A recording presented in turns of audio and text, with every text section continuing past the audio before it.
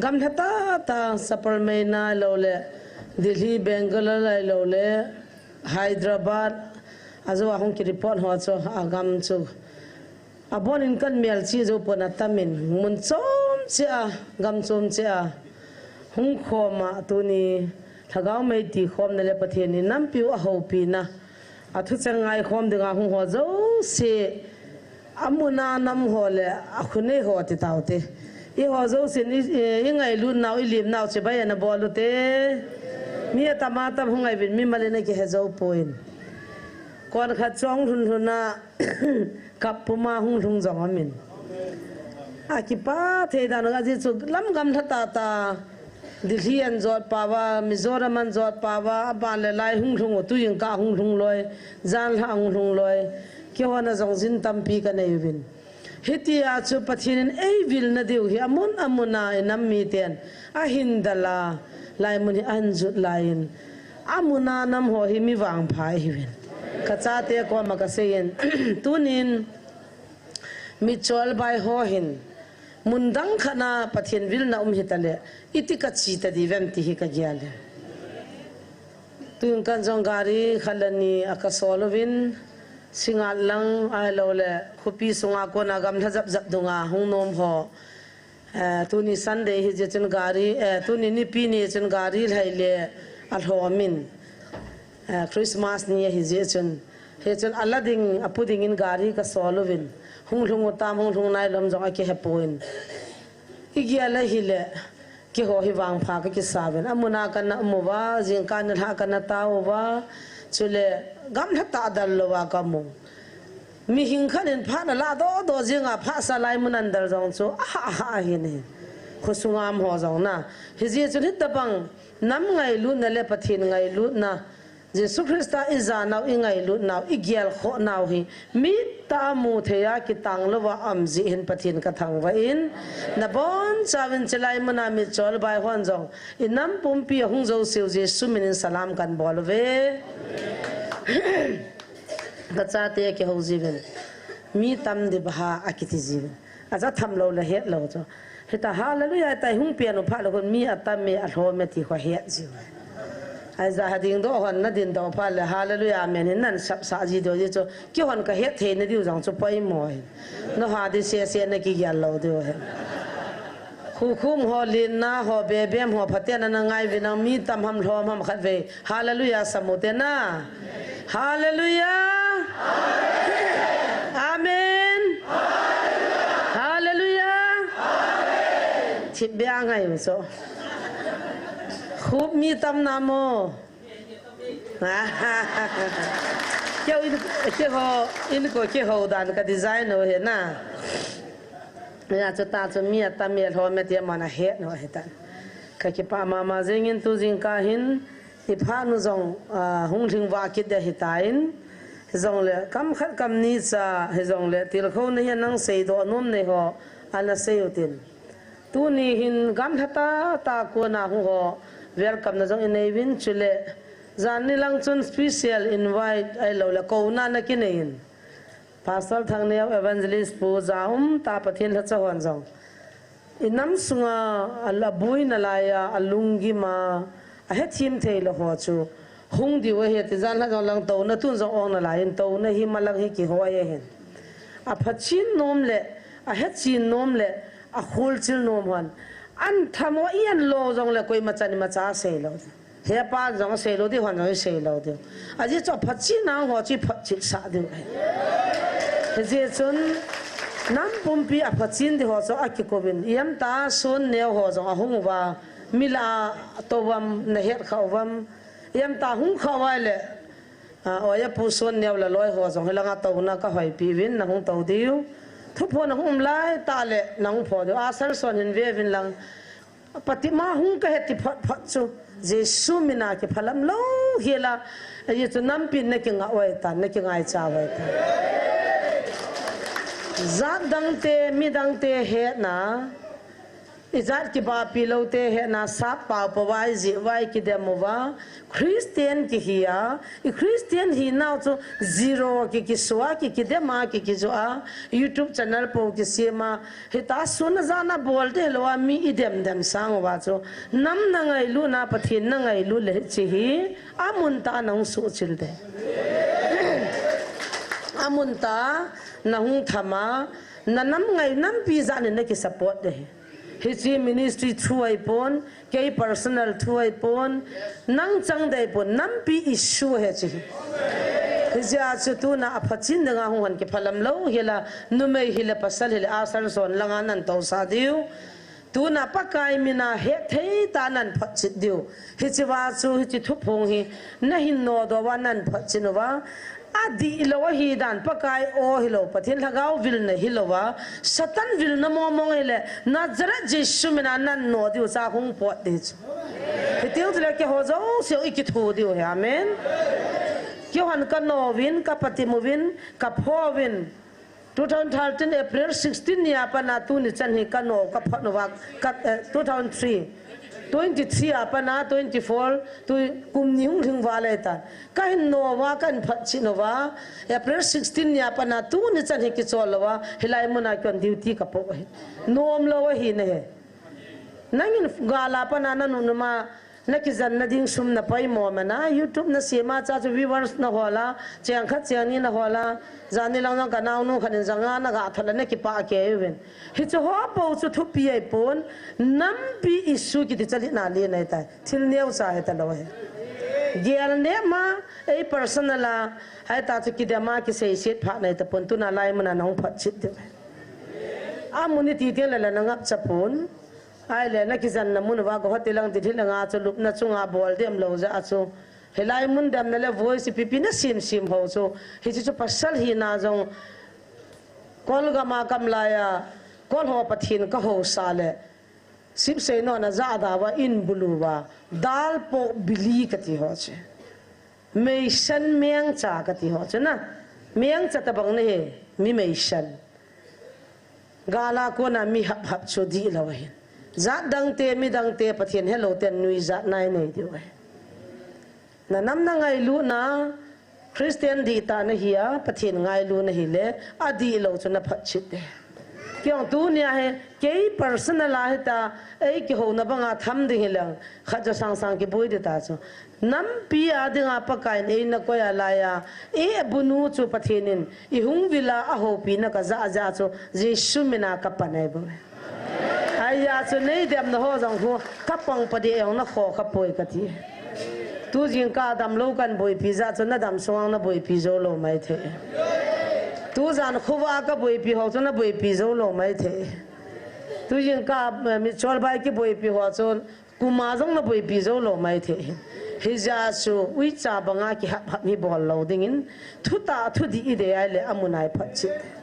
hichiwa to hi ku ki cha te ngan ei bing an ki hin kol la vai khat cham pon pathin do dar jong khat cham poi koi machan wa jong na wa pon te hiya chu ga lai pen pen sang wa tu na jong a phachin dinga ki ko ho chu a hung khau le lang ki hoi na lain mun ong na lai hin asar so tong ki muto winang ki phalam lo yen hilang hin zone win ti chu sun neu la loi ho chu kan ko he a hung ta lo jong le ga la hoi ta na pangu win tin aliap to moto phone to anaki pan ki ta win tin anu la pa jong ko he anu le he pa ti di nam ka he lo he ya chu khat ve kan se ne physics bung gup chang khat bai hat to ka di lo de ka ti cha ti ho pa kai zalin na nu na pa ti pa he I bon cha bai ha na na ki ne mi hing angol pi ni jong anu pa chu he nu he pa ti atu na anu pa he ta lo koi ma he ta lo amin mingol banga ga til le alo cho na ding zakha zania ga thonova viewers sa ga ma YouTube ma zakha zania ga amule cha chungol da na hita pathinin an ho pi na ding ni khona ye hita hi chun tau pi hitin midam lo ki zana hin lungthim na ta le subsit lovin jesu minin tau pi tin chapa tu na tui lunga chop lo wo sa ne lo ja cho wanui li sina Christian la di pin kai ta mati che tui lung la wo sa ki ne lo la thu pi ke jong ai pun ki ne hi ong la kho pun ki ne yong la kho pun ai chú khó bồi pi tu lang ai cha pati giống mua đồ ăn talo đan cha pati giống khó khăm thế hệ tikit ta hi cho bồi pi à phone me à anu apa dona mina so min hallelujah amen tia man thila he tile pathin ki ho na le wa chaila ki sana pathin ki ho na thila he tile ama ho chu thila hi ho dinga thila di ta hi wa ta santa min hilunga akumalha tau pa tau no chun pathin cha hi ki he cho pathin mina tau hi mi zakha jonglo asang ni se achewa tau ho hin pathin ko ma tau hi ki he cho akuwa tau lo pa tui lung sop lo pan ai cho jo si thil ho wati chu itikin mong da tau pi uti ka tau pi jing ya dam thein na dinga tu ma diu chana gim sin tu la hung dam thimi tan tang eo pan kit tan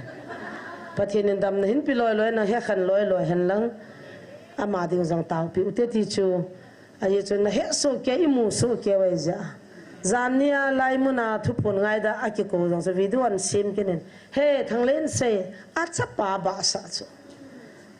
chin khola ma to la to ading la ding hi chuwa tong kho mo hi to la to din la din hello pe chu pa te se nga gol hak iza amuna he agi da asuna jana second khazong ki khello wa pathin na ka to khom koi nu ham ha ki sei pha ki thola kapun hae ta ki tu we जोश दे हली तो इन कोई जिले की मुरो अजीत ला लुखा ता नंग के उमलवा कि ngay luta pathin na ki tong khoma kinne khom ki don khom ki gi khom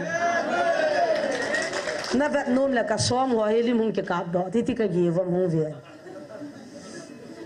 kot phung la anu kha kha kot phung chang ka bon wa kalup jiwa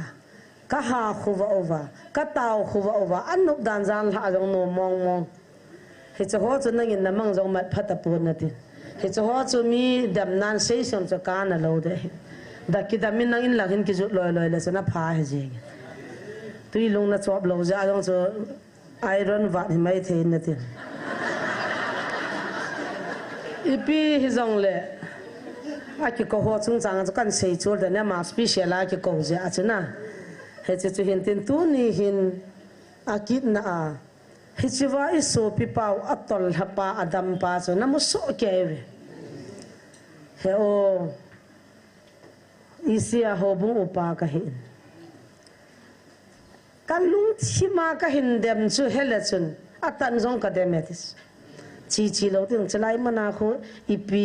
hita hung chi le azo le lai mana ho thuta angan hung pon le ho bu ho langai ho hi azo ki de ti hi chi lung thim chu ka pan sa na ya ti chula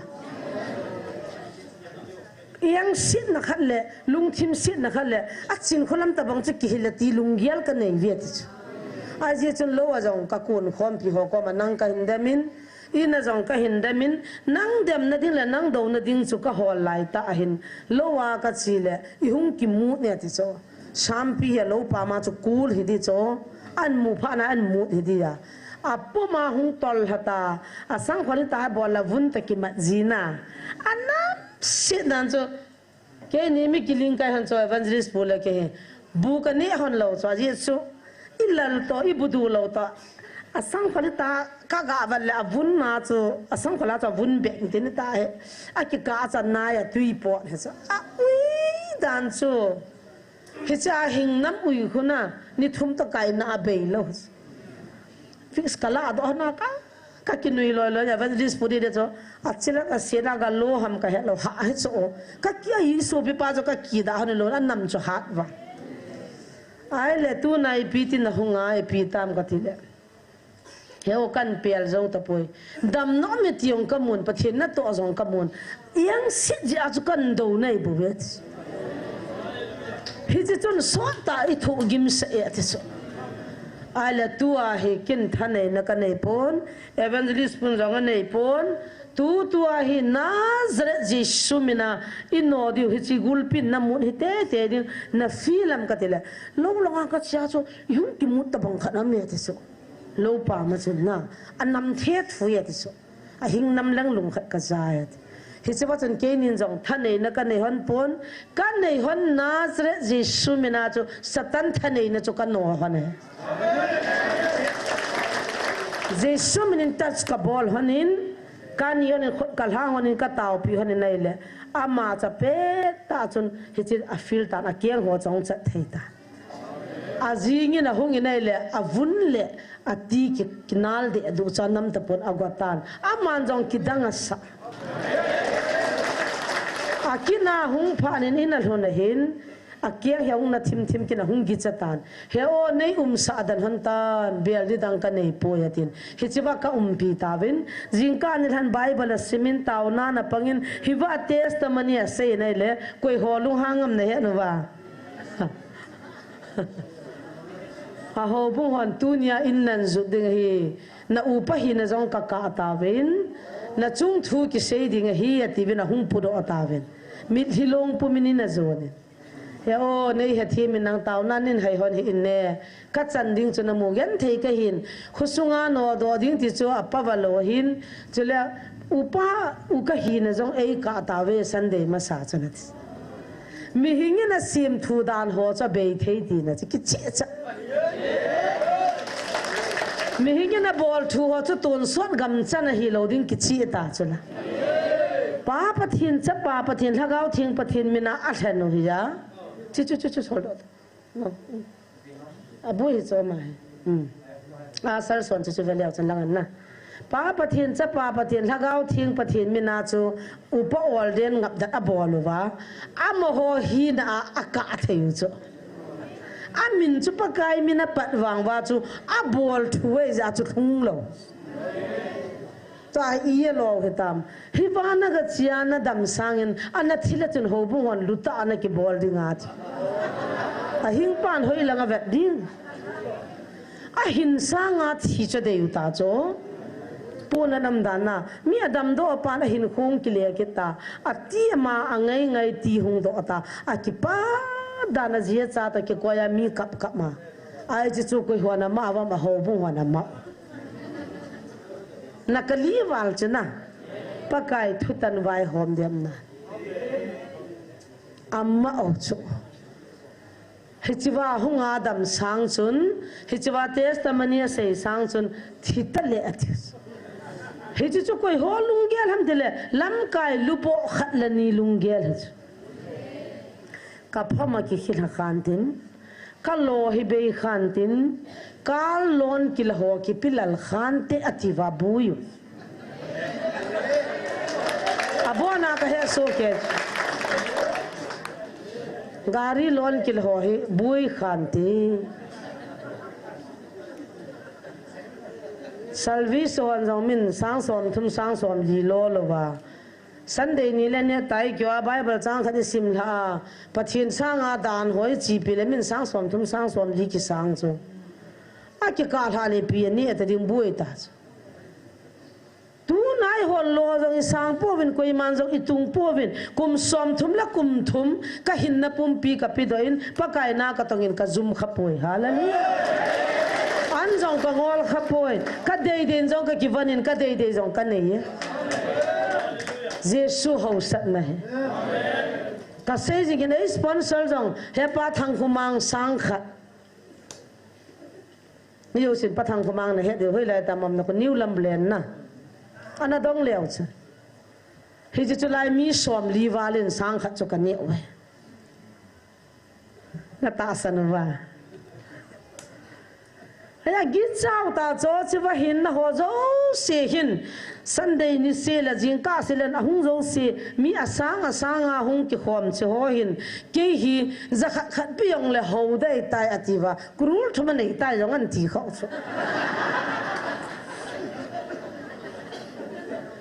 ti pi ki ta mo bahap ta dolan sa ba ti chu na kalung thi ma ga ga gel la ka ki pa chu aji chumin amma adam lo za kho kidney boye za kho si zakhat zani za thuma achi laya iman ho ka hoi dem ho hilai mun do ho kon zakhat zani thot ji ho cho hilai mun an dem ji azong kho ki pana za la yong suma thot cho kanau te khanin hena sa sa chala ka bola phung si so lo to thango ta ki chiang khat kanau khat zanga ka ga thona na dam nam ka ga ti hewa ki chom le ba ki pa dan dan cha ai cho ho la he te cho lung thi ma bol ba sma thak cho ai chi zanga de na chu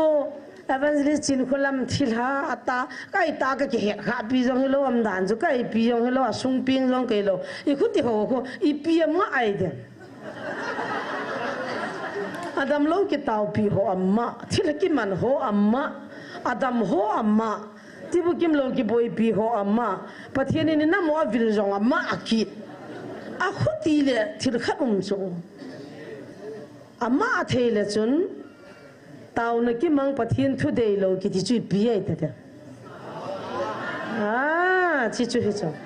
aman kho he lo wanga lucifer nung zui chu aki he do lo chu me kichwa ki sugim ho ki man ho kaw doi khat la ni khun so new nang ma ta support na ga bolo le ai alo jong khon ni man dinam ka he ke la da mo ho ka boi pi kalung si chu ama pi khu ta ho ki saboi jing hoi lam khanai gol hang ho khanin aga don but na ko bible thua phatata hil chin na ne noi si ta na ho pu ai sam ko thil no chin khulam nung zu ya ti to mang cha to yong khoni pi pai se khoni tam a mang cha jong mi pathin thu di ta na ki se pya na ki pha na ki je ma tu na lam di ta thu di ta mu pha na pathin na ki tu cha thagau di lo ho thu phu na bolo chula I wo thu phu ta bang na bolo ba ka pati ma ka chia ka ko wa hoi ta ta pung thin ta patit na ka ne ya ka zo pha na nga o chula jesu a ko nei lo le ti junu patip ta koi man patip lo zui ga mu ta chu a za thing ta chu a chi thu phu ngai ka vietnam nu me chapang nu Satan na to hin na nga ri jesu na 11 chanang ki phong de ki tham to ding nang na pan ding a hat thui man de jesu na ta ska bolu le thuta thil da ngai poi nu chin khulam nang ta bang ka hi no min ka min than no min sumjang ta pang chu ka bol nom ja acting ka bole nei ngai da min nei tham hi na sa e Satan ka hi ve Hisiwa su dunia an he khan lo pa chon ata san na ki cha pathin in swam ko la ko talan ve kan je la pi ho chu hita zakha ki tila ki sei helin tin hichan ge a chu pathin phathe bo na changa he pathin hacha pu yang chu anu no ma za mo main ho hon cho a ki chiang ta bang banga khoi ho hon kanau te hin a pin na nu bangai gel wa ka kiang ha tu liwa taw nei ki man sa ji ka ngai lun ka lung si the hi cho he khan the lo na lai tu nia pathin min panal hacha ki gela na tonga eu na lai hon innam hi ti damma I ti di hom ti gel phat zo he tai ka ti ki khol phat zo he tai tu na chiwa sanga hung to ho hi khulanga kwa bon che kya ma gela thilhan gel chu di lo iti kinu moma min anu isha mejo anung zui ko ni ham thum ham khat bo he dia he he so zo siok an he khan thei kinu hitin chule chi naw pa o so pe pa pu ma tol hapa chule chi wa khawa na ki he nai so pe khai gin ho he so loi dam ta zo ma chu ma khon ipi nga khuti ma ham na kena kan la khu zaw ngam ham anna huwa da mama ala subui la azau tin hi cho ami dam gi ma mi ki taw pi gi ma thilha ki ti cho a subui la azau ngam ham ta jong ka gi ala hi cho jong hi hoi tan na gi al phakin tin nam wa dingin chule mi hing tu na le kha za in tan vinin se mo vin more evangelist pu jong epiha pastor pana ahunga reverend hung lo lai ama jong chu awang phai tai kin kana sei chu ka ki sei phan nei pon lai hung jaw bin tin ka hung ru na hin reng kai langa hun kom mi nei le presbyterian na पाते हो जान हमिन सबियालन द मुविन इ तो खोम देव ही अहुं तिबिन पखाई लम होलोय इहुं ति मुविन हिचबा जन के नि पी के सेम हेपा कपिन थानिया का गियल अची पी हम तिले पथिना ही दानुया तो दि हिलोविन आजादी फ्री ता का तो नोम जातु नि चना है किन कचंगा मिशनरी का चंगा कल सोंग का ही इन कोई माचा कि चप सालोवा कंगोल दो कंगोल का नियो का ने दुंजा न तोंग का हिन तुनिन यो प्रेस बेत्र न चन nei som leo chun na thu thu wa nei kai diu no ho thu zo ka ngai ding pathin thu ra sam de ka tin ka dan he chi zo chun reng kai langa az ho pa te ho hung ke novin ke ho la evangelist sin tong in ne tin hung tim ke novin kin he pa te ho ka lo chu sang som thum ha ke pan de hen phana ma ti kin ka se chu he pa free ta dan noi lowa pathin na ke thi dan noi lowa to de dan ki ti hi mi chon se ho adi lo hoga ana dinga ki si ma hin dana ko na ki gal kai ta ta danam ki di chu ka nga chapoi ka thi le nu me ki dang na he i thi i da tha ke ching ko na i so piu gang ta pa khat hong kin in pathin phat thei bu ka chan na project hi nga gup ka pi the he bitil bol the na na he chi wa chun hongin lang NGO tai min hapta khan in ni ve office ong kai in lang hisiba chun training I pi vinang 40 na tiam 30 na tiam lo na de za za na sin pi vinge tin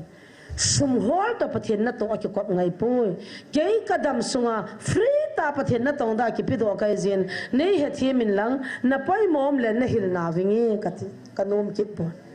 ko na tam pi ki mu he koi ma mu pin pi na ki um poi hisiba chun GFI Gospel for India kol lawai thagau mang boi pi hola ka ngai sang pen pajam lal LIC pajam lal vai phe kai na ahung kit ta la loi hon ki puin lamnu zigol yum din hi lopi lal pan hu mang unai kha la he na ul lo lang ne di nei kha e hung gi ga he pa bang sep dilati mo ka ti lal pan kol lawai te la ga hung mang u de hi o ki he da a hung kan tho cho ipi ham ipi na bol ham katile lam ka khupi sunga kol la vai te ka boi pia thagau mang di te boi pi ka hiu la puna lang pangyanga ai te mi lung thing ta mi phata ai pau hen ei ko dan pa cha ta awang chun kalunga sukhan Gospel for India chun kum thum council in kaumin thakana sang se gi ham sang gi ham loi sim pi vin chiang kha jong kala pon amunam ho ding chun kol la vai ho cha don na ding ta ka pai pai free kum thum chu council in kaumin kol la vai ho lam ka khupi ka chon vin pathin ka sawin pathin thwa ka puilu no jong adim se anung tol jong adim se he chu ka ti lo na pin chu tu ni hin igyal le he chi wachun acha te mi bang ta lo ai lo le acha te ala zo lo ho acha te abui pi pe ta lo ho nu la pa tam pi ei na pi jivin azo chun ka cha te la ka ngai lu pin kha silong ka chiang la gari to la ka ki pui ka nung zui khatun sipaya pang do tan ka cha pa anu la pa cho hung lut han chu ka ga amuin go go nu la pa na to nam na khon dam hano he amani ko he azo le zo ki se hi sa venati go pa khon go in a pin kum khalal hagit ka ki va in sipaya pang tan ke ko ma konin sipaya pan phana ki nung la ki sipaya pan ma sanga ju ke pia pan phana ki nung la ai ti hin ki bol po te na a sipaya pang thei lo ngan cha hi da no wa a hoi si se pha si se ki nung la jiu lo pa ta lo mi hing dan sim hola mi hing dan hoa kan nom lo je achatuna hisi ministry hi ka bol he achatuna aboy ho hi danam ho chi buyuta cho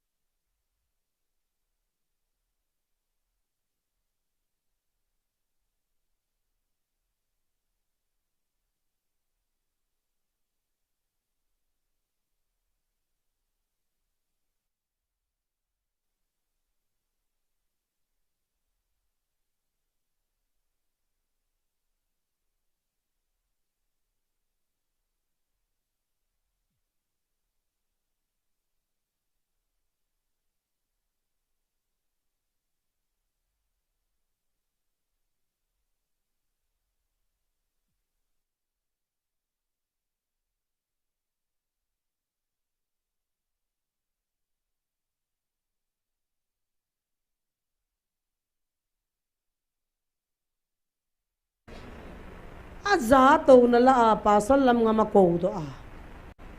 kal hatsa ka ngai lu ko da henge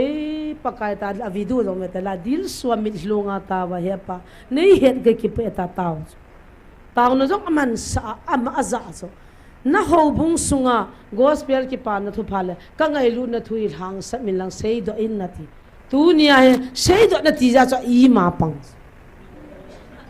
dem na thu mi na ko khom de ti chuna gam bi sunga kal hatsa ho na ko khom de nga hi ti le cái chi lo la hung hi vin tia a pho a pang ko khom na ti la hung hi vinet hin sei na ti la thi be vinet ama la pathin ki ka ata ai chu ho chui dam sungai tiong thacha mi lai ti ki mu taram zo be si isopi elvis wang ka upa wang chu ka ki koi hanin ka manin thang la le na sejin la biam that that hanin na u cha na na ki koi han chu ka vela ka hi lunge amma kin jang ka dem di pon ko ai mo di pon a hungin taw na mangin ka to khom hanin jesu minin an non pakaya kun lo ne la ngata atis an sei be che che pakai ka he thim tai jing kan la hungin an noi taw na mangin thu phun cha noi ta pakaya kun lo nei le mangin lang pakaya kun hi le nei zovin ta taw na ne ka to khom han chei ta jing kan hungin ei koin alo thei lawai tai ecn pewa kala ei chop mo hin kem kursiat ka bol na di tam piamin hi chu ho chun na bol lo dei tai chiwa ko na mela ki mui ei tivin no mo sa hiwin boy ke hilanga jingkan ha ne la cha lam pang zo boy pi tang ka te mi pakhat ka hi in ati akilia ta ne hi chuna ma he dem ding dan jong ka he them thei pon ama chung thu hi seisin de dam pa hai ta mu chil cha ma chen a zo se le pathin in hen tin ata se le pathin in henan video record jang bo nam he ka taw naw thil zo si uma hi hiya chu tu ni in le sit dan sim thu ho le kha ki su ho pakai jin hi ti na se ye tu na pa na nam pi taw na chi te hi vina ti lo pius doctor pana se banga chu KBC KCC na ki gel to chanin I ho dan to ki tu pui am ho dan sim chu Jesus sim hi lo pia tu nang hoi dan in na kan lo ha mi za lai lai na hungu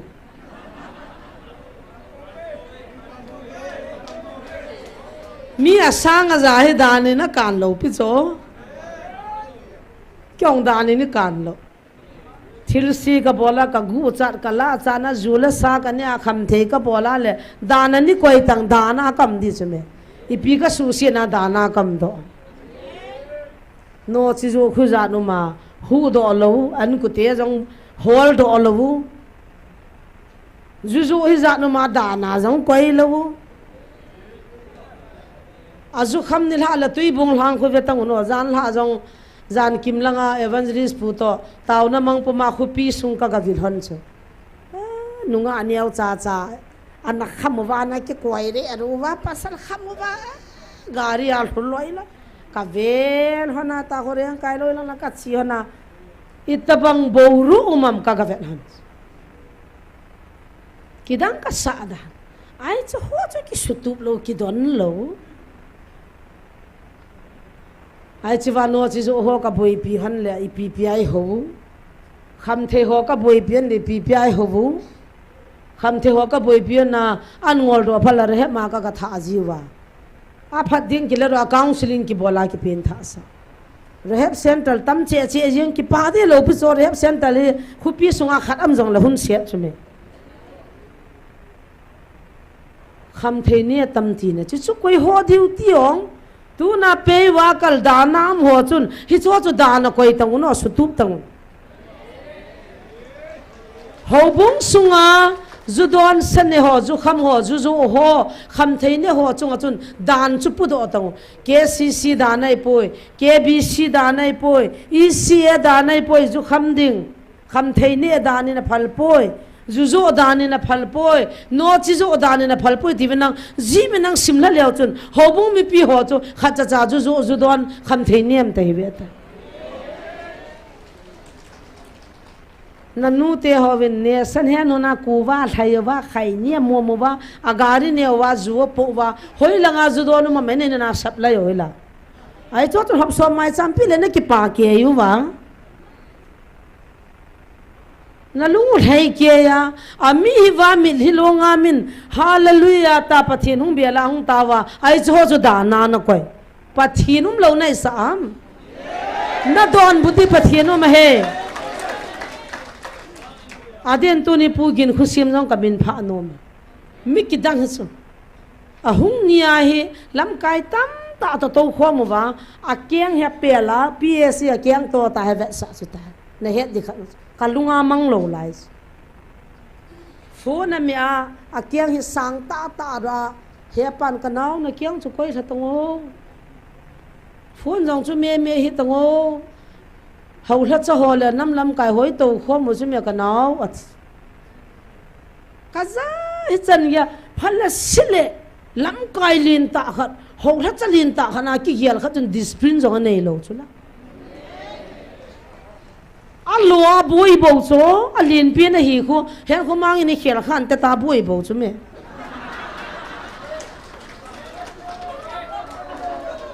kia việc to họ na khát ban giá mà chặt chim vậy mà hậu bung khả năng mình vàng cho nuôi khom hẳn lâu hi cái phật gì lâu cho cái vẹn kế lắm cái liền đi cái chú hi bầu chú mẹ mò rồi ai chỉ lai pom lâu à hung mà lẹ bốt à mù lâu thì gì vào cho vẹn vào hết tin idea cái gong lẹ ta gin khu sim ta sign and cái chỉ news chọn số gin khu sim đó nên can lâu lẹ van gam ta cái say năm lâu discipline ban hello to zan jong hello pe chula kanu ima cha kam lo ta chu chinya pa na kam si kam ho la chan lu boi le hi chi wa chu pathin cha hi na chu di han nang di te yong la su la ngai akwa ma to zo si vet tan the chu hi ngai chu i sia lin pin pa chu ga anung to wa akyang jong tol pha be se lo cha kyang ta bola ps mai lang ta cha kyang ta le da le he pa ding ami he pa discipline nei ta to chu ha sa cho lam kai zo si chun min za na pi wa koi ma cha chat ngam lo ai ta he to a ma chun phone am me a kyang a pe le le a za hung ding do a hichwa zantra mantra doinan dab doi kin jong ka ga su ji thos kong dim se na doi ka la do ho no chu ka dob lu na hi chi ho hi ho la cho ni bol di we kin jong kha ve ka ga su ji thwa cho chu kan na i kha ji thawin te na ta to wai ta i pi sei ding da nu ya na tang ho ki ti chu hilai al hagau an po na hing lo de ren na ti pa heng khoma hung ding do ke na kei wang hagau mang ringin tau pong ka te ati chu na pa na mi lo ham he pa na witness lam kai lin ngan chang hagau mang ringin tau pong ka te hagau mang ki ti le me thei ti ang khul hagau mang khome gam sunga le kha ka the ding hagau mang dinga tau lo de ka ti de an the ta bi chu an thia chu koi koi chu na ri simam ti le a ki pa pi mi ti le hilai mun thu la ho chu na ki pa pi wa ada ho chu nom lo he pan ko naw hoi lang mi koi pastor nai za min pathinin hagau mang dingin ta wina tia nam chu ki hon boi pi na win ka te hagau mang hon na hon boi pi wine ti le ka nom he hagau mang dingin ki ta pon te ta ki to ta zo ka vele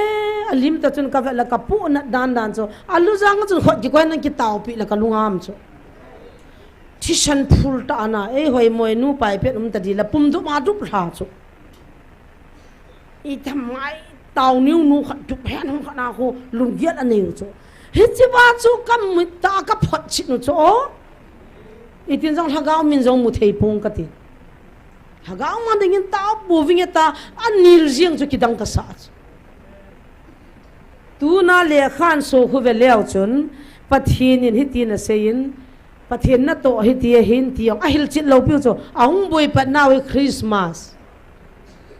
Christmas i manu hi an mau cho ai la tu nya mi ching mi thim reverend gai lo la gam bi kha mission khana lidal khan nei le jesu pin ni chin hold anai sei pi ta no ka ta san diu chu me ibra na sei thei lo ham ita na simdo lo ham kum sagi bible ka simeta jesu pin na chuni ta nan simdo lo ham hichiwa hi pathienin thuki mati la azaw za cho na simdo lo bible khela bible chunga bible khala pakai na tong the ti phat chit nei pathian na to ding abon chang gen jiba na ji lut poi ti phat chit nei chu thuki share thuki imati chi chu December date 5 jingka pung thumin wa noi mi te building a ka pin na an ti chu ipiam khat ki si aba sa chu tung ka jong MLA khat nin mi khat an bulus MLA pa hin December date 5 na man wa cha fiel nei ta ve MLA ne len hold do to wa chu chu banga chinga sum khu za za ne the ya na zo na nalwa bu hol the wa hold do to December itia pi ham je su pin chuin sei ta hin ta lang ta wi zui diu chu me pathin na kam chang ta laga wa thuki im thuki siat ei sei pi ji pi chu na ma o ham kat amen ti tanguni wang phanu ta chme wa no ya ta san za christian za num jang le hu hing pa jesu apin hello mi dima yo ku ki cha te ni he tau chula hallelujah keila sap te kwal te no in dong ve hang santa ka sei pi le praise the lord that is mizora ma jong new sa sayo ta chu wa nu ya ki thang ta chu o christian te ni pakayo pi na ki hero ta ti wa ki pa us ATM channel sun neu le loi ho tui lung chop lo ho la loi ho bo na ta san lo tui la lang tui lung kha tu ya tui bo chu chop khala hola tham de amo bo ko na ma wa aka thun na kun ne ke pata zo zo na jesu hi thun na kun na ne lo rana sei do gut ki nu ta cho wa noi mi ten in do phali pi na sei ding Christian hitan na tiwa iyo wa ai le pathin chu ya pi nga ho ya ku na ko ma ti phale iti hil diu taong thun na kun na ne lo ta banga video khat an sim ki ti zanim dan dan no a zo zo na jesu ya ping pu am pu an ti diu ta thagau zo am pu an ti diu ta danan sim diu wo sa wa loading ne loading tui lung chop loading cha don loading mi zo sen mi son hi phu be be ding ke bi si yong hun se ta chu abana i si press veteran ke i phu be bible sim khat chia hung do si le mi son khat ki phut ni cho alami na chu ti dam na ho bi a chu ki tu tang ne mun khala chun taw khom ta wang tui bong se sa ho bung i za no mam ka ti cho lu so mai mu chume khuniao chakhat thinglang lang thien zo la ko in som thing lo ja ho bung nium lam langa ko savan de ho khatuma khat khu ke si ya ain som long thing lo so ai chwa cho ho bung nium chu sangai ko na jong gi a zo na le cha pan khat izin mun khat in khat in ku ke ya ho in khat in ke sa hu ngai de ai cho to su to tang no tha khat chunum tang ne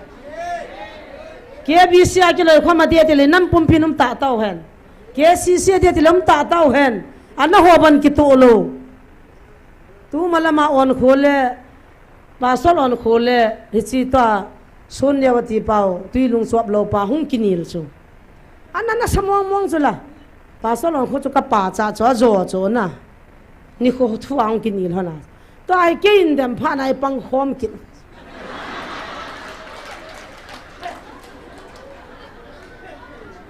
pasal lam ngam ho loi hin sang khol chu la kang ki a hitai pi ipi ti ta ke self na hichi hi anapam lo cho tu chunga ke in dem phat wa he gazaw cho pasal heller san to lam ngam hi gazaw hana amane ho ke self ti ho la ho zaw han sang khol kang sang khol chu la chu ke si sin dana ki phal lo cho a khu ti la dana koi di chu la mani hu ai ta hun ka yang wa dana na ko dan su ki e on chu me ke si te sang khol chu la lo di ti hi lo ong ita mani na pho lo wu lam lin dunga dinga gun pang dunga ga taw ho chu iti dana lei tul pathin to lam lin gun pang nunga mi het he na ga tawa sang khol kang ga kya chu thupi nei so pho tang un am dan te ki to lo chme dana koi di chme mani koi ho di nga dan na simu khu hello innocent nu la pa chapang pila pu hagau mi ho chunga dan na koi chu na koi bang bang na chungang hung de ti ne ki he pathin na chunga dan na koi ti na hai mi hi a chung thu tan de tu ni se po che thil soi I ho ma sanga na mai tan bible chang han sim hang ka tin ngang ka tin hi chewa hi tu nya kan se ho chu tu ni se a thil soi lo pe chu I ho ma sanga nam ho chunga su sa nghe to thei thiên na to din sung lang jong lei to lang jong khoi li pon ho khai be vin lang Christmas nia mi sang nga thing de in pathini wa chei wa ni ni kho mu hi nam hi ho linga satan in he su chi me ki dang jeng he video ko mun tina ki tha ko ne velo chun mi ho chu an ne za mo mo chu sang ngai thin we hi chi chu ki dang a sawa a zo le kum kit le kumei mang de ki muta pon te wa dana simo ho vela sang swami hun tho tho deus a thu phone iti chanum dam jang hello wa iti hu phulu jang di lo cho iti apa thin nan nga dam ke hello bo chme lungil tan na hung lo jang la ta win lang na lunga khama a di poi na ti la to na kwal vyang shudin ka ti so ibra na hung ngam lo thang nia hung in tin aban ya hung a boy thang nia la pa sok thang nia lo pe sim na hung hoi po zan kho kha ki ha ki taw le imin ho jong ha chaw gam ta in hai ta tan na ngai u te bible chang khat ngai ta kan sim do nom hanin ngai chan hin si 12 chan 1 to 12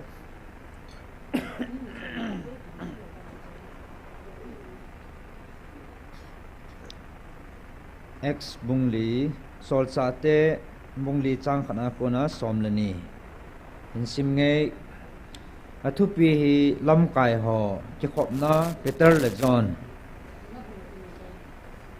chin mi ho za athu sei pat hanin thim pu le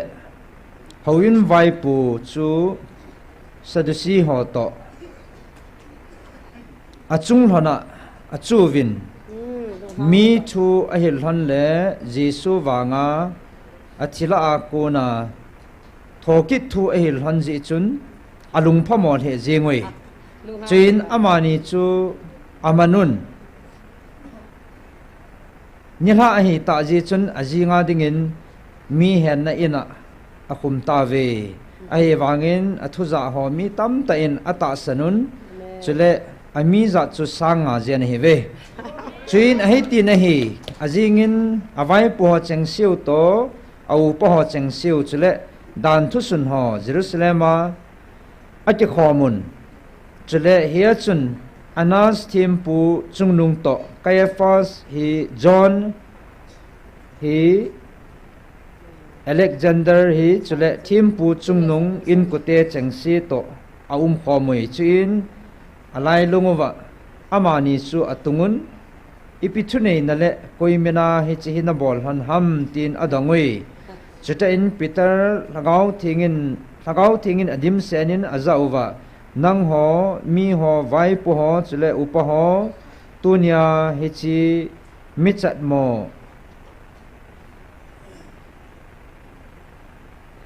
phatna ki bol thua hi chi pa ipia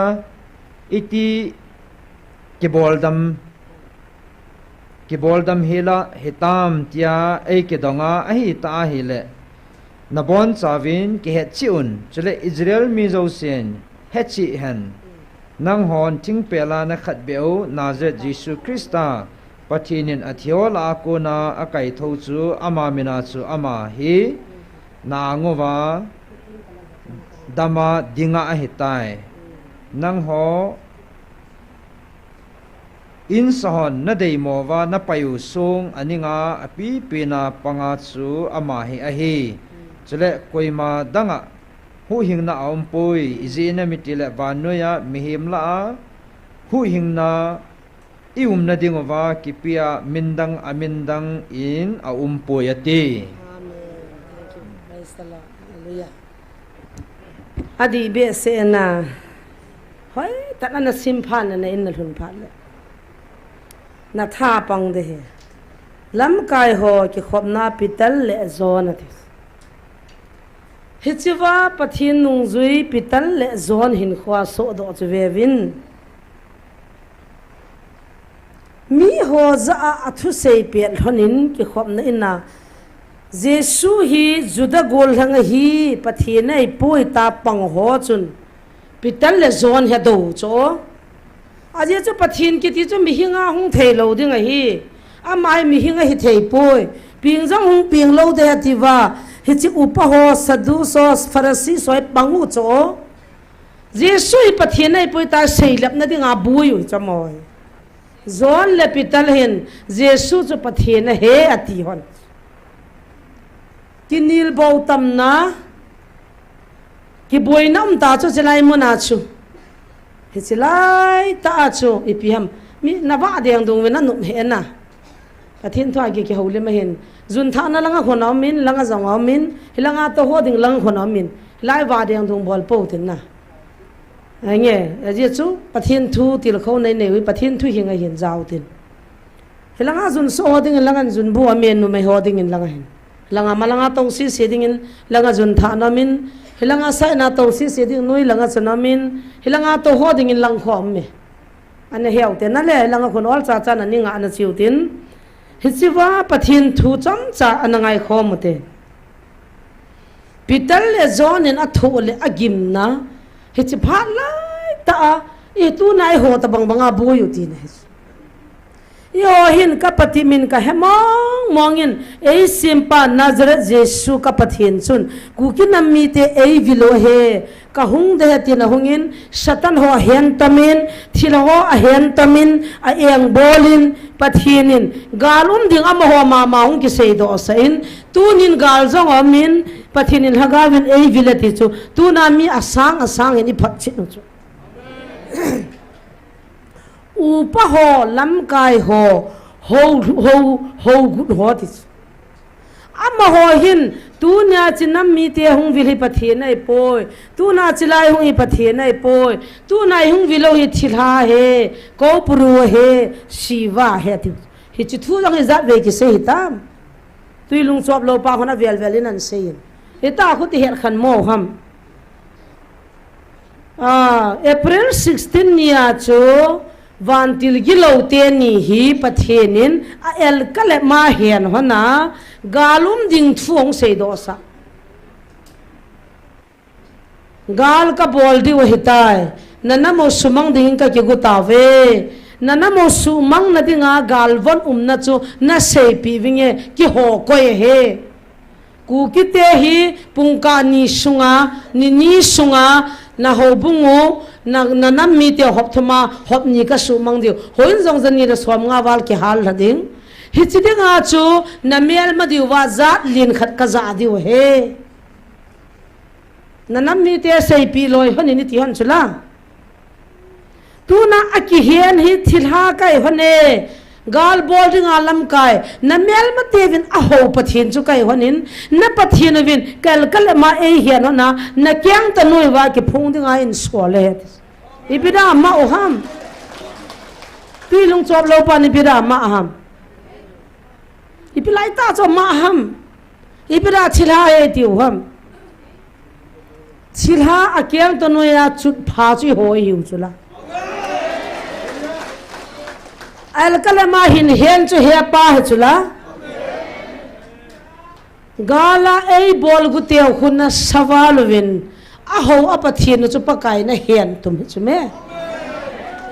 a hen lo la num na sa tu na la chana ki jana ne eu du ham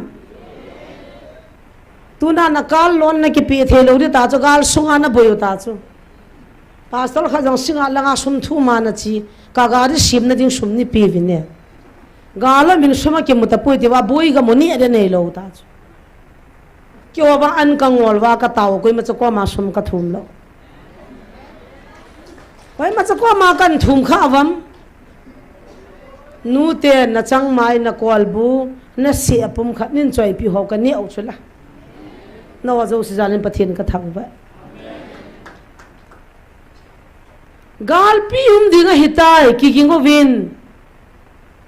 ke ho nagal mi tian a ho dinga a pathian a ho ka hi win thanei lo bangle I machalo bangin na ang sungwa I ki heni ni hung ki kailu ne happy happy nei that na ti chula ibira na chuti her khan mo lom ham gal man cha chin kong panga than mol neu cha khan min chilaya chun nagal mi teu in khanamin adim shenin bama me ni po khama hetis ti sian pa he un heo aging ni lo ham hung po un la mai na ka acho ni zat po am zan khole jing ka khat pu hu chu bam chi wa hung se hi ta chu ai le hilaya silmat lui ko ma pharmacy khat na khun mei thala dip se na ke ko ya ti chu lam ka khu pi chai na kham hi chi wa chu koi pa to wa ko ham chu ka hedi pon pharmacy khat min ama chu nam thing noi mi he ti ai wa nga pharmacy bol hin hi chi pa khun mei thal man tam ngan chang room khat di mi na ke ko ya ti chu la ai le noi langa ai pi tiu ta zo viang langa wer sunga in khana dam do in zonga ki simin hospital la naman chau mang jong chu chi ba khona mi doctor pan he nam ipi mang ham chi chu hitas khumu jamba CT scan kilana district hospital amang ya tiu chu hiwa khuna ga mudi he clinic khana ki simin lup na ho ki don he chu nagal mi to ina ki su tu manu ta cho a ki su kha cha cho khumu jamba cha pu lu hu he chu hospital ana man chong chu nam tan mei thal mei chang tam pi lam ka khu pi chai na ringin a ki gong tu ta ve a hung ti che April 16 lang ta cho a chu nam mi te ko ma ka sei do han chu me ang sei chu ibra thilo na ti ham thilo ho chu kyang to loya chut pha dinga he pa na to hung sei do sa chme ai cho si chu pastor khan hung sei le na ti ham hang up lo ti hung sei ding gal bol go thilha chun an to cho he jang sei do sa me ki pa na ham ka ti cho a thil bol go long sei do ta chula hichwa chu nam sipai ho ki ko wa nam lam kai ho ki ko wa lam kai ho sau pa ki ko wa hichi thil so am tai ta ki sei chu me ipidinga na chu ti daw hiya chu thila ho chu pa kai na hen tu ma a sei di do la hung sei sa chu zo sei pu ve ki ti thil ha cha zo he iti adi asem pa kai na hen tu ma a boarding a sei sa cha di chu la gal ka boarding ta galu ma chu la pi zo do thilha chu zo de ta hiong le a ki hen tu ma thunoya control la a ki mana ki do ting thu ta se thu ta ki sei sa chu me jisu mina he chu he khan thei poi mo ta chu na le he ya chu tu nin vele chun zon le pital jong chun thu ta thu di a sei wa nga chu amma nu wa mi ki hen nei na cha hen te te u chu adanu le amosim thu da na cha hen wa amma nu chu ma the na thuam ja chu ai wanga ipitiam jesu ti lo hu hing na di min da ngam poi na dei mo wa na pai le le sung chu in ning khum dat pin na panga ti pi thau thau amani ki sei ne jesu adanga khum dat ka hi thau thau ve ka pang dat thau thau ve pa kai nei man thau thau de ti nei cho itabangin dam nang sei nang kha lang dan sim jong na chun tunin ai le eng sinin anasi si tung ka anasi si chin nung so lang ina lo diu hoi lang a bial diu amin nang na ta san ngap lo wa atunin hagaw khat community yong ki mukhalo isia pa na saban de alu jo hagaw mang mana ki ya res beten na pa na ke si sia lu jo hagaw mang kha ka hol do ta tu kum hobu mi ki beve hukom teo kha cho hobu nga aminan ki pi mana cho hagaw mana ki hialo hiji cho hagaw man hello pu chme satan na tha gon ho apiang tha lo ho doi la ai choi ho hi cho ho chi su di vai mat diu chme satan ho chi mat wa imi teo te khan diu chme pathin la chon jisu mina ho pha de chme tu ka izat ki man ita nang ko man zut lo Hitilai muna to hi mission thum lo pi chume Israel no pi hong dim sia no kamu Israel no pi hong to chu ka uno li na li nu joi lang ge tam e ka te khandam tang no he nge chu lam kai nu ko me Jesus chu pathin ti he cho ka ko lo pi cho Catholic party oi langa to ga muta betul langa khani khonan dab kita beta ba Fadal kum liye zil chu Nyau pi masanga sei de he beta Sim thu dan ho chu ni chan na pui dam ka ti cho Judaism izat tauhidam sabat izat tauhidam KCC ipon mai ki mu chu la Hijidan ju ti da kan dong Ipung ci a hobung iki simuwa loi tumi simuwa iki tomowa atu chunga pakai nin vil pha na chu WhatsApp ma Facebook anin dem khom thu za na sunglang ma chu hum pi ta bang ngei ta bang nei bo chu mi ki ho thei ta bang na ho be chu isia pasalo ke bc KCC pasalo chu 7 de chu lut kum tau Sun niao na chu ti pamwan sun niao na chu ti sapon le no no vo sane ram nang tui lung chop da ta ka Christmas o vo sa ne po po to na thu du a chu banga ta sanu chu 7 de chun inam pum pi chum ta ta han le pi kho am hi chu hop ti ilo dan sim thu le nakali ho hinu le na mu ti dam ding Tunin van noi ka vil na der 5 ati chu ke sei lo pu evangelist pu sei lo pu cho akam changa ei vilu he pa na sei chu me mi za khanin ke ngai lo pu me mi som ngan ke ngai lo pu me asang ni ngai chu me asang in ki phachi ni chu me nangin na changa chu chitin na do dinga ki pan lo na hi ham Sumna de mo ma zanga sang khane de len se da kyo no nan don pi bin nan that ta ve tong ki jan na de nei lo ta chu boi chu ela YouTube man sim la vival hu ho ta zakhat jan ya thonu kana nu nang ti mo ta ka thot ne ho he lo hi cho pa chu boi pi da ham nam pi ya ve lu he ngai chu la pathin vil nei ya ve lu he ngai chu me Zon le pital zong chu Jesu pathin ai po di no wa a he no cho pathin ai chu ke sanga hu lin ding hung lam kai ding a mai lenga hung ki nei ding mi honan ho de tiule hi chu u pa ho lam kai ho chu yang si wale zon le pital chan ma wa ina cho he no chu ai wanga pital en pi sem hu hing na ding in minna mindang mong am poi Nazareth Jesu ti lo mindang am poi na het lo na bo lo he dis na payo song chu in ning khum da pe na pang de tu ni chana pital khum da na pang hela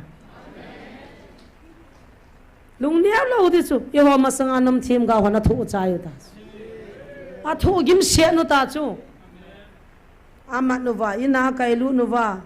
sina lai lungu va ama ni chu atungun ipi Thunei na le koi mina hichi hin na bol honam tin adongwi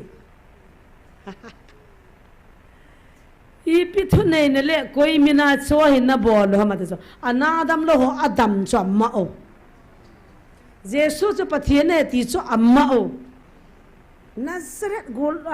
juda gol hangai bove pathiene po veili do de ativa ado cho lam kai ho cho na mo sanga Jesu lo pinele thu ki sei de cho nom lo ke tina na lin pe nge ti so ta gin khu sim lunggel ta bang khu so isi a lin pin cha ki tu po la wan gam ki lu ni ana kho pui ti susan pul gam isi gam ha kan lit na gam ha ti anu ya pa khu ni ti cha la gin khu sim ka tel han ke ka to da ma ti ki so ki ham bol ji uchala kanu te ka pa te u mu cho isi a election dunga competition na sang ya ti chu ke ho sunga hai cho la ka zaw lo jin pathin ka thang wa ha boi pi mong us a phunga changan ki ve vin te idi lo pu se me tunin pakai o ngai utin ki ya lute sisai ve chi sim phadinga cho nanamu ka sim tup to ka kong vil din he te ya pa nam sisa pakai nei sim tup lo ko nei sim tup tu ham ita hobung khana em lo ham umute na tu na cha te ka lungo lenge na nula na pam na hobung tu na bon num so ke te bon vin lam kai ho ke ho to na hobung khat nu mute gam sunguwa thakhat hiute ta bangena nom ta dem ita sanong thak ita san long thak ati ta cho ibra thakana im zo lo ham po na me pathin din thakana nu vin ta I ko chula ibra tu na thi mo na cha sa ken hobung ka phu go lo pi ken fria ka tam sunga pakai na ka to nom na phu do sao jong hun siat ta tam wal tai amin jong ka he zo zai he dam lo ho min ki ji na ho la ya to ho kun a hobung jong a ji jo ka pa ji le I pi tam dim la jiang a phunga hobung ne uta chu anu la pa ke theling ama ke bi si anau pa I si ke ho thei mong lo tang he pa ps ke bi si ya tau na mana elanga ka ngai lu ta nau pa king kina te nu pa ho kem jong ka bol kho mu ai wanga mani kam sang ho ka za jing so su mang de chin khula mi ti de khat ti de king kin hang mol cham hanga ta san kha tir sin hon cho ajin human right lang hoi lam khana na ka tong na tin te ka ne ki he tu na e de ma pang cha ki oi dan cha a sa pin pi u pa to na chu I pi hem tong gyal lo cho adam lam kaya pangu cho I gyal ting pu na na me he che ho zo si ding ai lungila tau pu mai pandiu tu nia thu phu ngai hung zo se chunga ki pa thu se win pital le zon jong thu khop se na thu hona in ning khum dat bena pang sunga ki yel hona hin nang nyong na ma dinga tu nia inam pum pi diwa khum dat pin hi ve hallelujah pathe na thu pathe bo hanlang I pha no jong hong ling tan thu phu num de hitan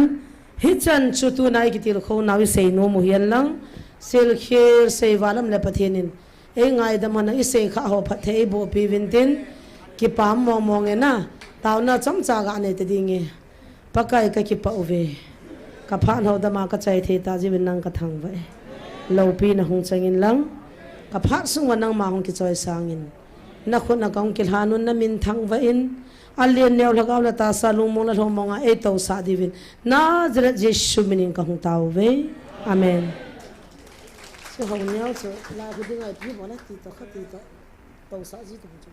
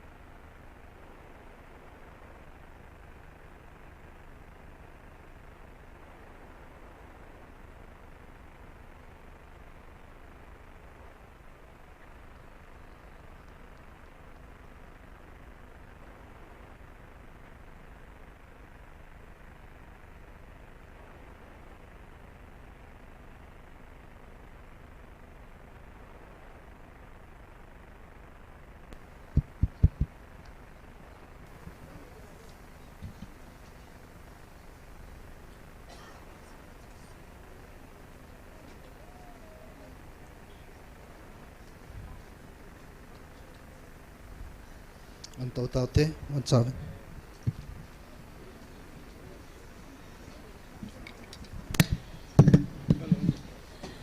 Hello.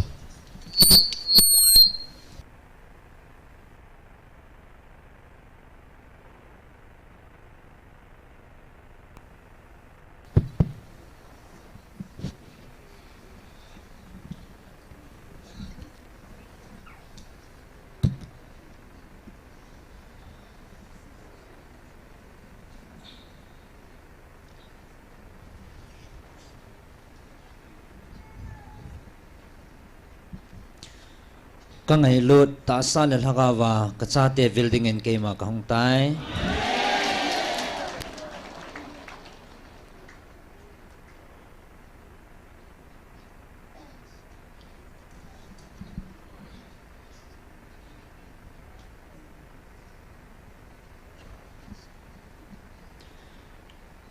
nang ho ke pana kamu in nang ho ke pana sang in na pau ke ma ka ke pana sang zoi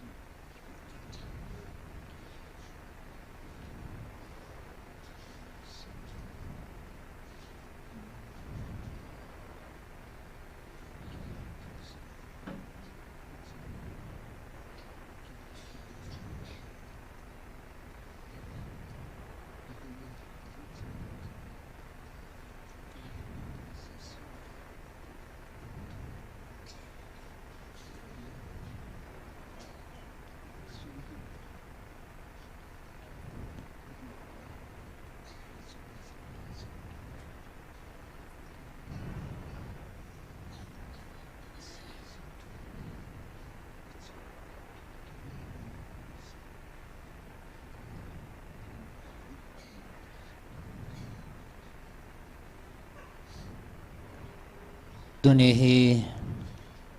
mihem tiền ta sa ke ma hong ni kho a asim thu ni kho ki man ni naman niu hin tuni ni kho hin mun tina ke ma hong na ni kho thu sim ho ki sei phong ni kho naman niu hin tunin akisim thu ni kho ho mang hitalawa lagawa kang sung na hong belwa lagaw o ke ma vilna na hong bel zo ta jivin ki pa oven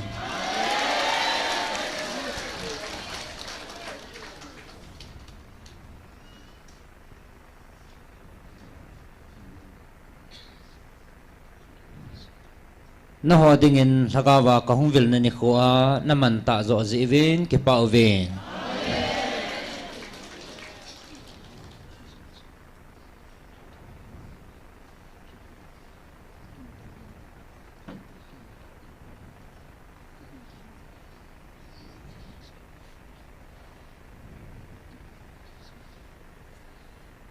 ji chatuni ke man lagawa nang ho kang vil na ni kho hi alo pi zo hi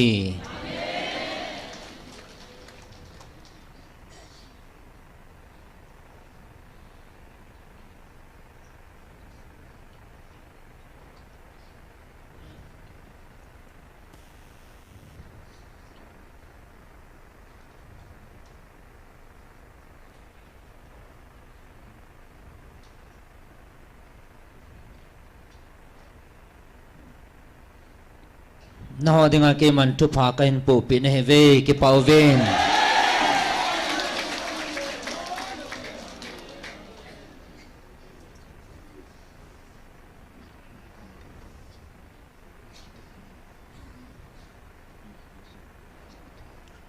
vanoi mi te to na ke dan nau ni kho jam hen tin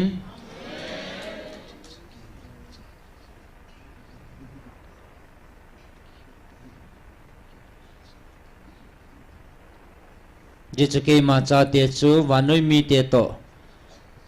ki khi na om lawa le ke ma cha te he thei lo ding he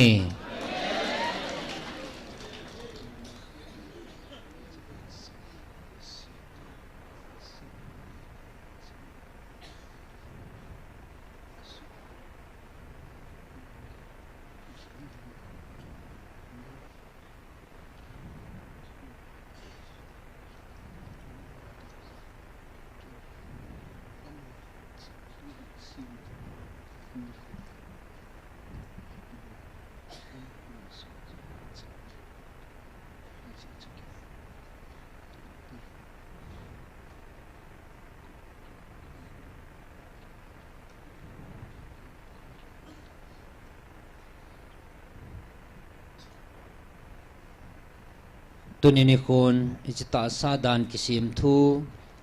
ke ma hong pin ni ko a naman ni ko hichisanga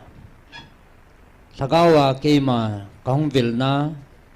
nei na li mawa thagawa keima hopi na zo na chan ji vin mi ham pha ne ve ke pa vin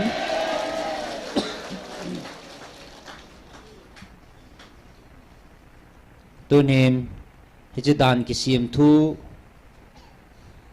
meng ho dan ki sim thu na ni kho ke man ho ke man khat san ka laga vin vil pung ka ting aji che ke ma laga vin chalai mona na ho ka hong vilin laga vin ke ma ka hong ki phong tai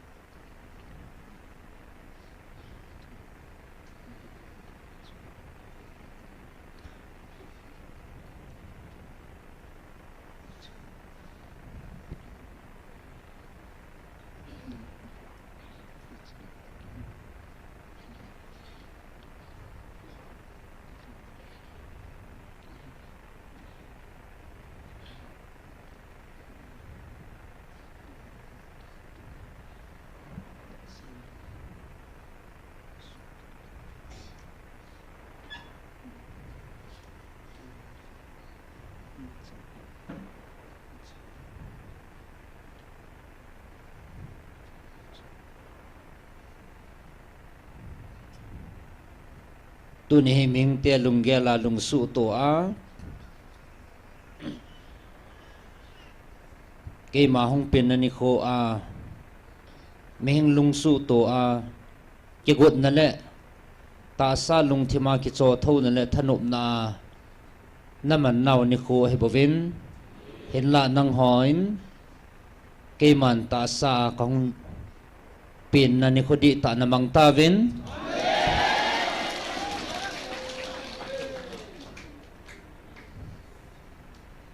tunia thagawa kahung vilna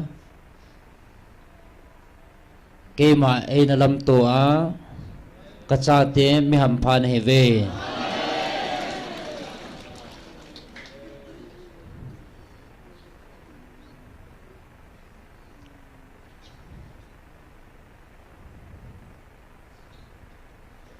ta sa mi hing lung su to a ki khop na ho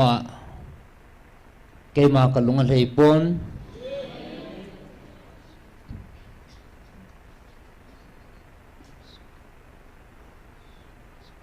tunin na ho na lung sungo ke man ka mu chin tan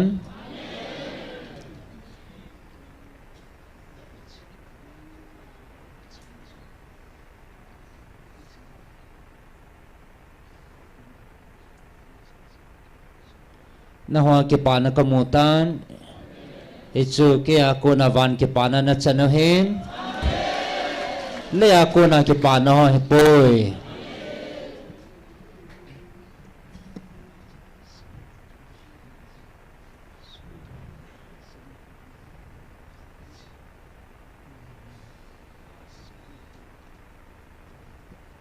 tunin ni chita sa beng lunggela na su to hi chini ko na naman ho hi halal hiwin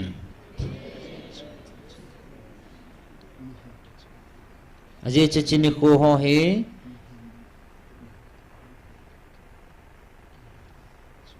ming lung thima ko na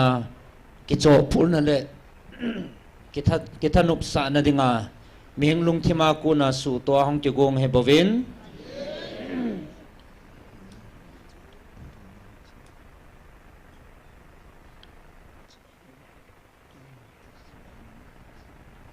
ahin hechini ko su to ke mang ho chu echo sangin tunini ko nang hon ke ma thagau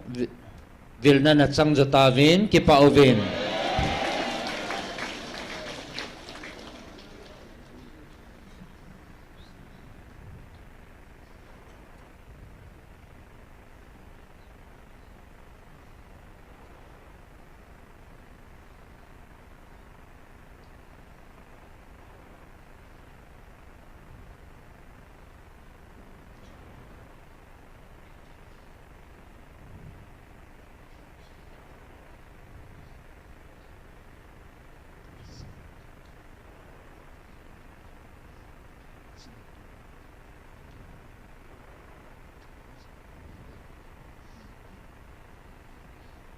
tu hin nang ho la zong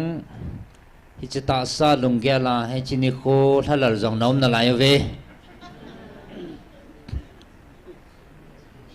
a hin ngai pavin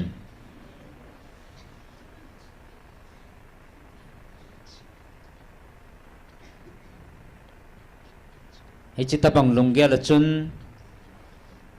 ke ma lung hlei na ding am poi aji chi chi na ha lal ni kho chu na ho mi nga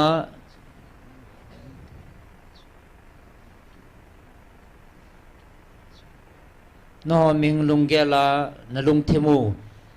ki pa na le ki su tho na ming lung gel pa cha he bovin agawa ke ma ke pa sa na hi pon icha chun ke ma ka lungal hei poi ahin tunin icha ho zo si chu sul hading le lam hadinga ke ma hichini ko hi no ho lungela hichi chuna put dan lo na diwa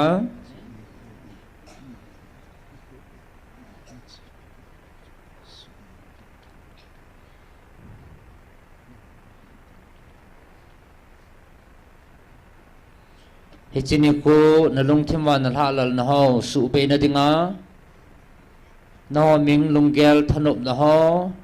kigut na ho na lung thimwa na halal na ho su pe na dinga hichini ko he ke man ka hin thanai bove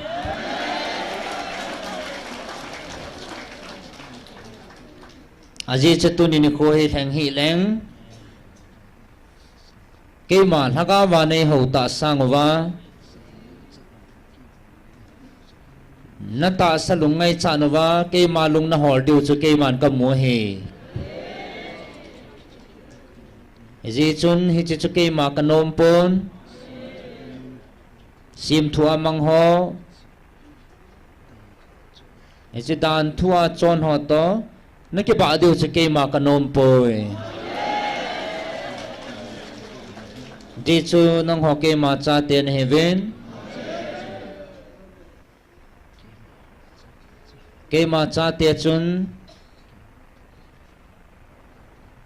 ke ma thuta le thakawa e holding ti hi a hin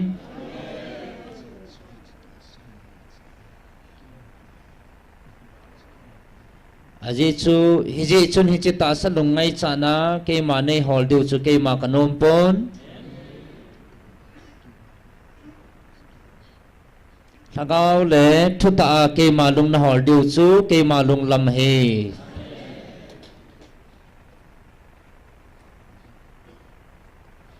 tunin nang ho ke pau vin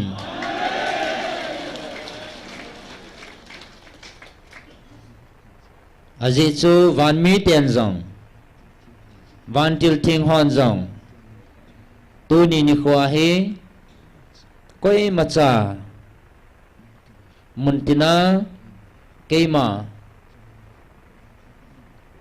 và nơi hạt đó đi ngà có hông nani khô hi I hate people when I will people when hi chita sang chun keima nang ho vila ka honga nang ho ka hong vil nani khô zo hi ali movin akipa pv athano pizove izi chun hichi sim thu ho a keima ei ke ko namuna chun keima keiman ka van til ho le ka mi thing ho zong al hat dio keiman ka phal pon keiman ka vil namun le keiman kan han namun bawa avilova kipauva athanuk deu bau chu keima lung lam hai bave tonin na ho kipauve halal hivin aji chu tunin nang ho nalung sungwa lagawa keima pinga kahitai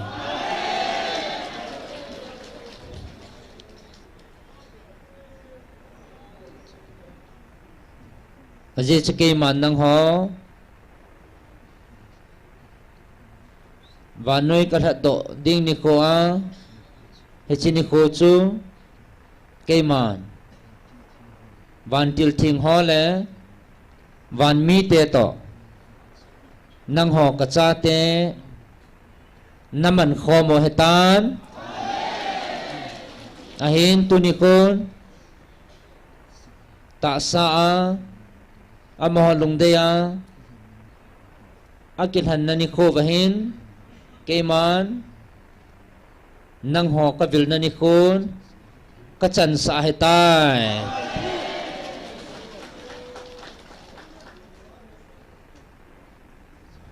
aji chu van til thing hon jong muntina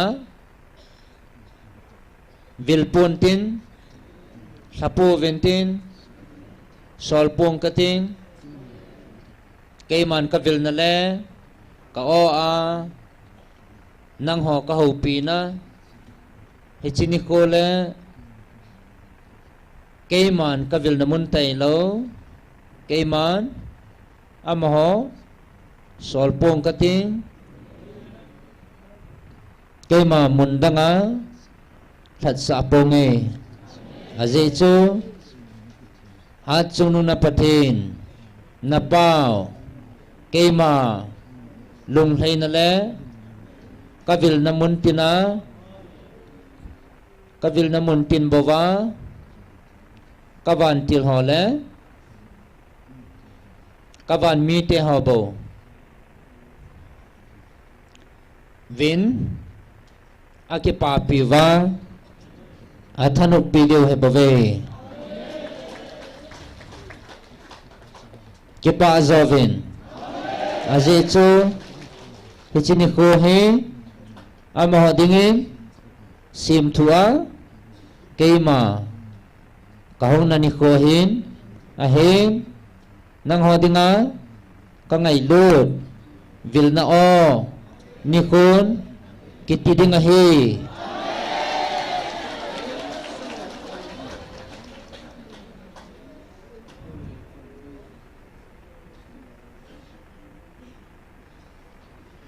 keiman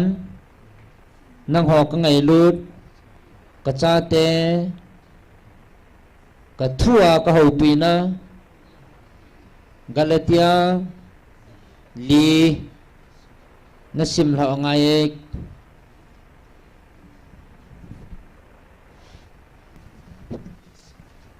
nang man nasim ngai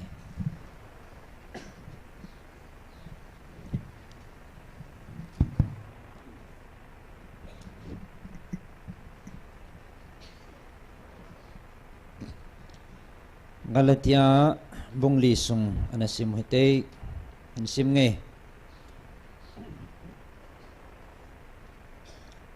athu pi hi dan thu umdo na ji go loading pa chu thil iza kai nei pa hi wangin anyaw lai sin su to imachu ma hi poi ka ti hi apan atip phat hin ka sin akai hoi ho le in nga ho thunoya bo aume ita banga che ei ho jong ipil hin masangwa wanoi le se le khajem bulnoya so chang in a hive a in la phat a hin set phanin pathinin achapa hin solhan dan thudung zuin numei sunga ahong pengin dan thunoya ho that do a ei ho chamthat thu hi na divin honge cha te na hiu kichit na dinga pathinin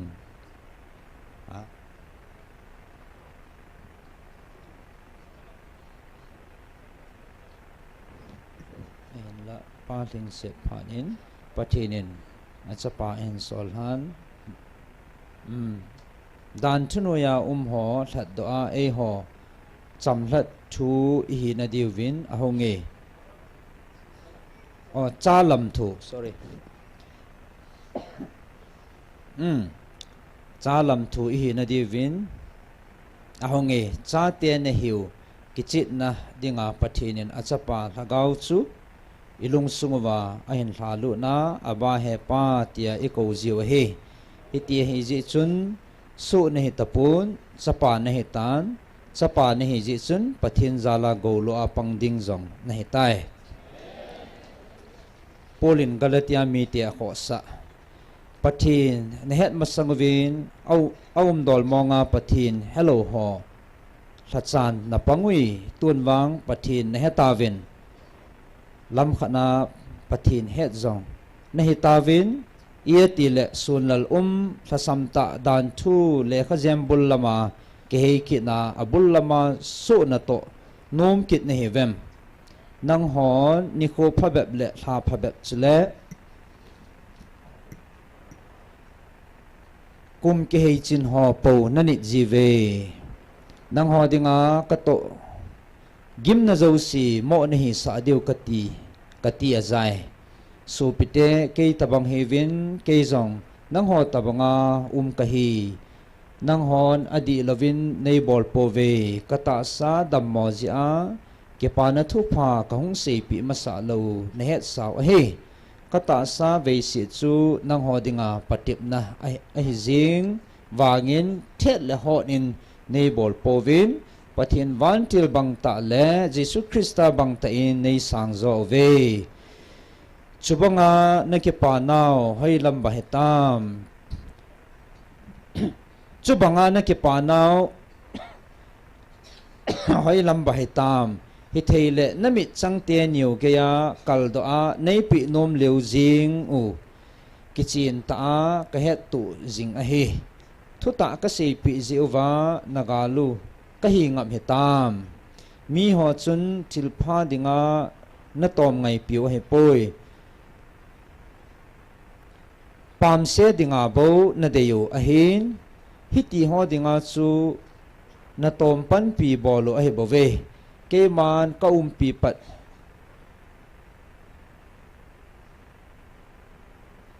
maya helovin til izakaya til phading zinga tom pan ding aphai kachate na sungwa Krista lim lemel atigun do su masang sia no mei naw su na thu banga ka thu gim pi kit na hive tu geya na komwa uma ka osu chumbe a holding ka dei le jing a hi aji chu na chung thu kalunga gime agar le sara te ka kilna wo dan thunoya nom ho nei se piun dan thu na za kha lo ham abrahamen chapani anayin khat su nu sunga ping ahin khat zalen nu sunga ping a hi tin akisune so nu sunga ping wang chu ta sa phe pin ngai dola ping ahin zalen nu sunga ping wang thutip guya ping a hi hi chi hi te ka kihil na the hi numei te ni hi kitip na ni vat sana hin khat nu hi sinai mul sanga hongkon hin hi chinu cha te chu su na tong ding hi ve hi chinu chu hagar hi arabia gama sinai mul sang lima umahin tulai Jerusalem vat sa apang acha te to su chang ahita ve zalen nu wang chu chunga Jerusalem lima umahin ama chu inu ahije ije ne mitile wo chinga cha nei lo nu ke pa in naw su na thu khalo nu ke pa athongin hu samin ije ne mitile ji pa lu pi sangin dan lo dai lo wa ke koi nu cha te tam joy tin akisune supite na hozong isak banga thutip cha te ne heve chulaya ta sa phe dola ping pan thagau lama ping pa asu manggut banga tua jong chuti a hi a hin la he chia hi hi chia hi pathin le khabun ipsam su nu chu achapa to kai do than aji chu su nu chapan zalen nu chapa to golo khom thei pon te ati su pite hi che hin e ho su nu cha te hi povin zalen nu a zo hi bo we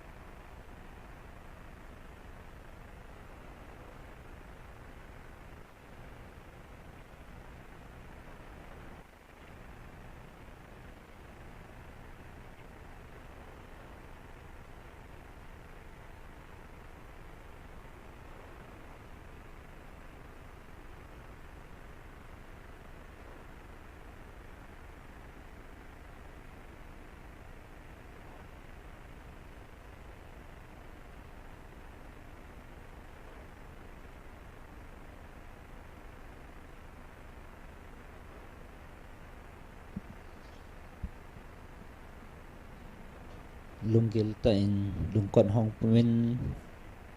na to so ke hatin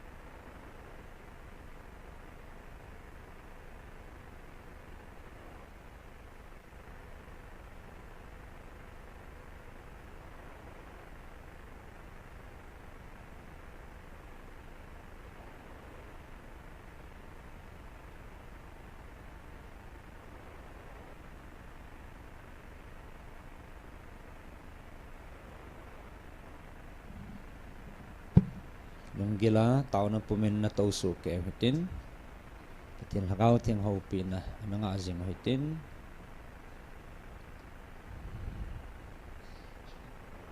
ama kun lo iho kuna shading nei povin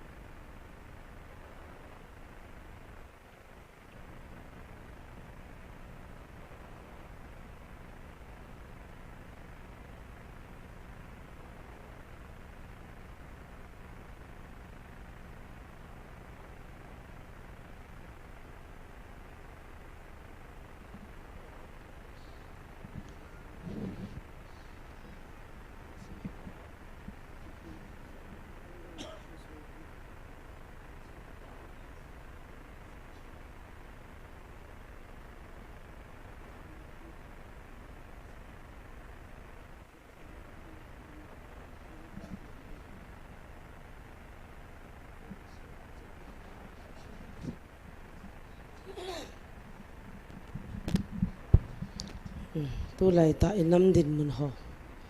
thil so new so iwa la hele Jesu leya ma chu anakap me na Jesu jong kap tai ki ti khon apo na nam ja kap me lazar chung chang khon na kap me ya chu Jesu Christa zala su gim gan thei tam bim ho chun I pi tho a I pi ki to a I ti hon ti chu I hebe pathian jong chana cha te cha wa la lai na the thi ti chan hi za ve hung vil wa jong hi chi wa ki pa the lo le ama do te te dinga ami han ho a ki sa boi the na la chu Jesu jong kap the ibon chamin lungil tan taw na khat yam an se ta ole langai si pu na naw chu zo la lung dong ve na tin I feel the ve na le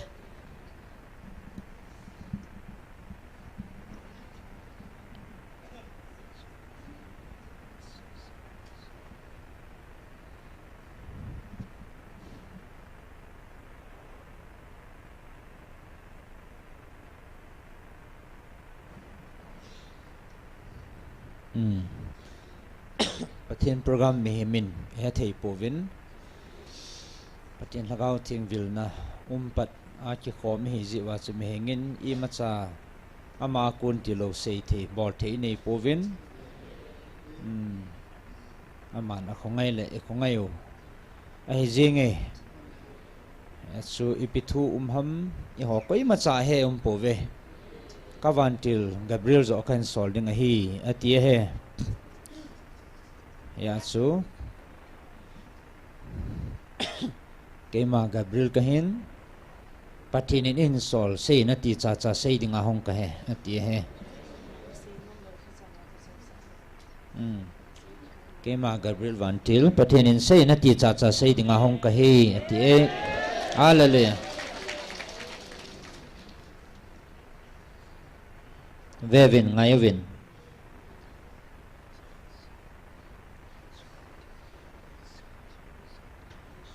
hechita sa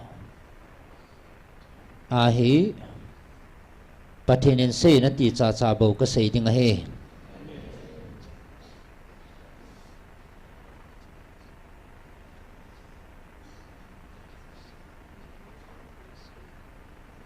ngayovin hechita sa he patinin sei na ti cha cha bo ka sei ding he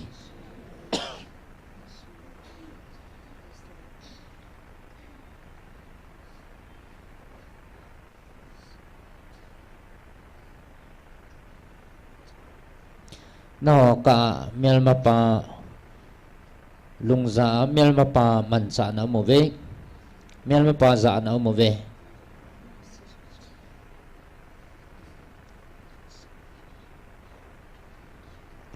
aji chunawa ta salum gel he kai dingin ki da ta he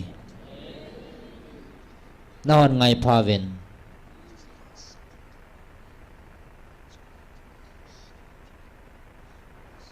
Jita sahin hat sunung patinin sei na ti cha cha bo kahin sei ding he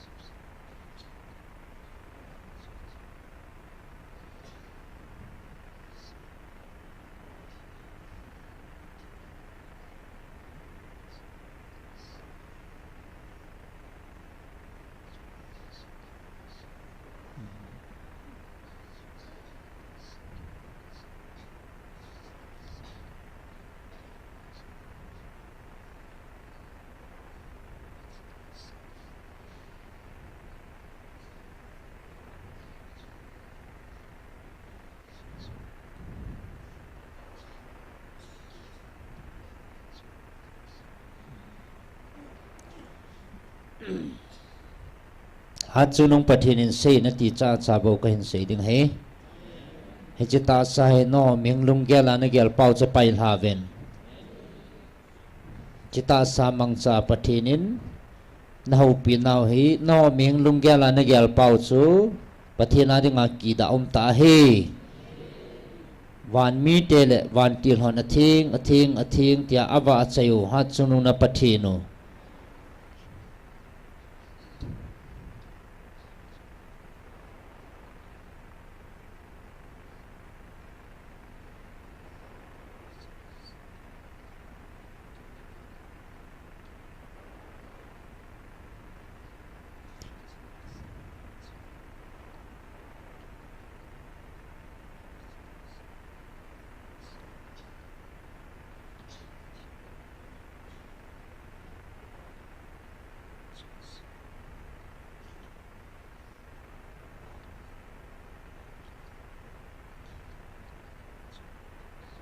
Queen Palnana Piva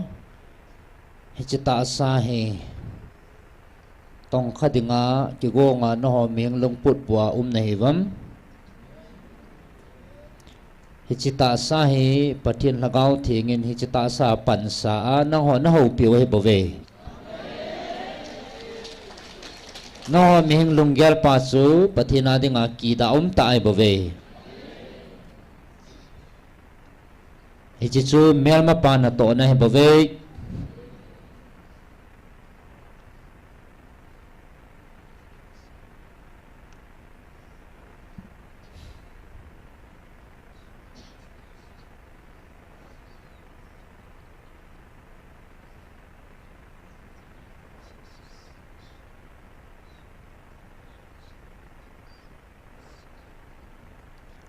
Naho chon sit lungpua hay chita sa hay tong khadingin ke man kapal boy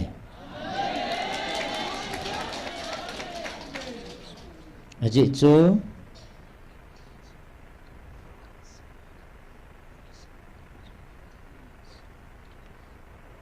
chu no mihing lungyal lungpu na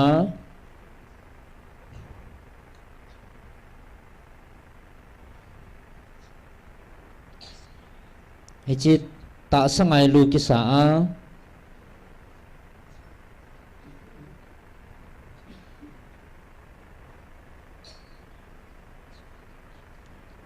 Hijit tak sangai lu be kisah natil bolu chu ke dingin ki da ta he bove ke man kana sei sa helham ta sa no hol do dinga ka honga jong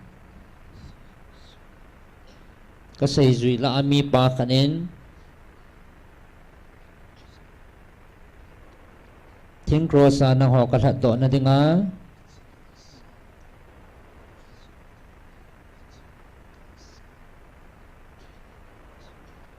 chita sa gal ka zo na ding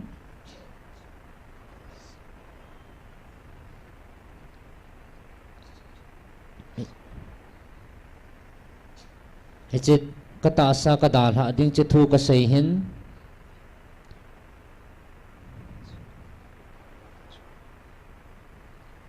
ain hi chi choma mihim lunggelin pakai hi chi tabang chunang ma chunga hlung hi hanati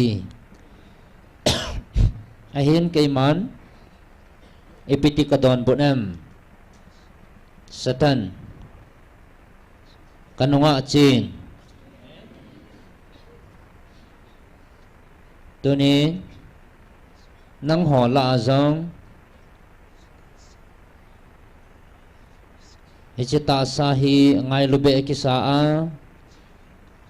Hichin nalung pudu chu Keman kamue Hichichu ngai lu na hipon Mel mapa na to na ibave Chichichun Keman kahin vilna o a kahin vilna hichi hun lephan sunga hichitasa kema kapan sahin koima at sunung patin phal na lovin hichitasa hi avelin na to kha lo dio hichichu at sunung patinin say sahi azichu at sunung patin kiti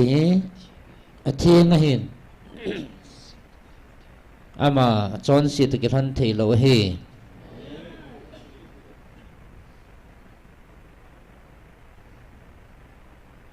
ahin hat chung nung pathinin na ngai lut na dai thei pon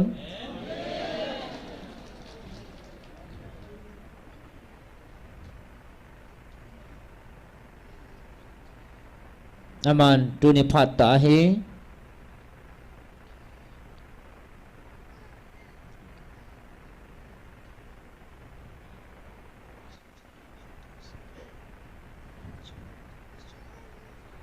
ama hong kit ding hin hi chi thu het to sa dang in sol ke ma Gabriel ka hi Vantil ka hi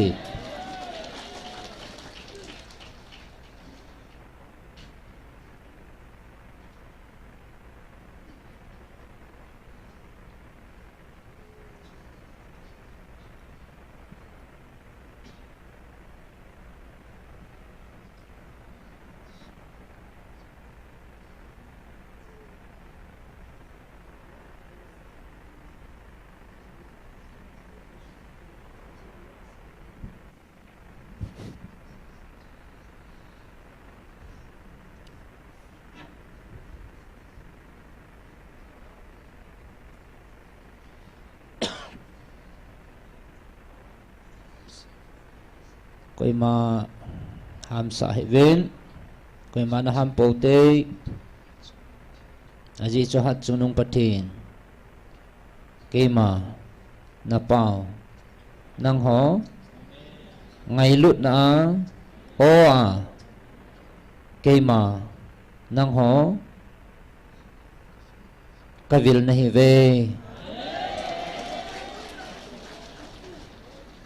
ve ven cây man Gabriel kan solin hi chi thu ho chu nang hon nana kolwa lut sa vin lang ki pe chao vin aji chu hi chi ho chu cây ma gama hi chi ho chu cây ma kama hi cho chu ka sei nom poi ka sei lo ding a hi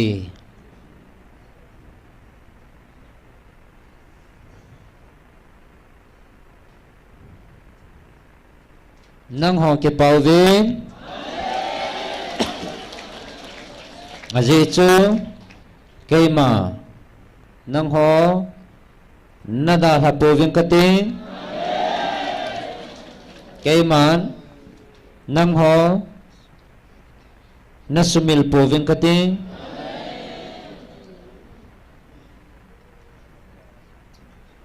vevin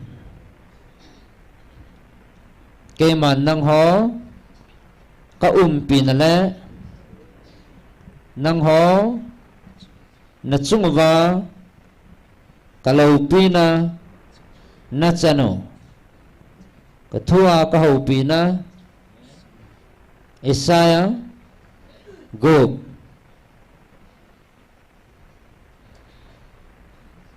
Khad Gop Nasim Lao Ngay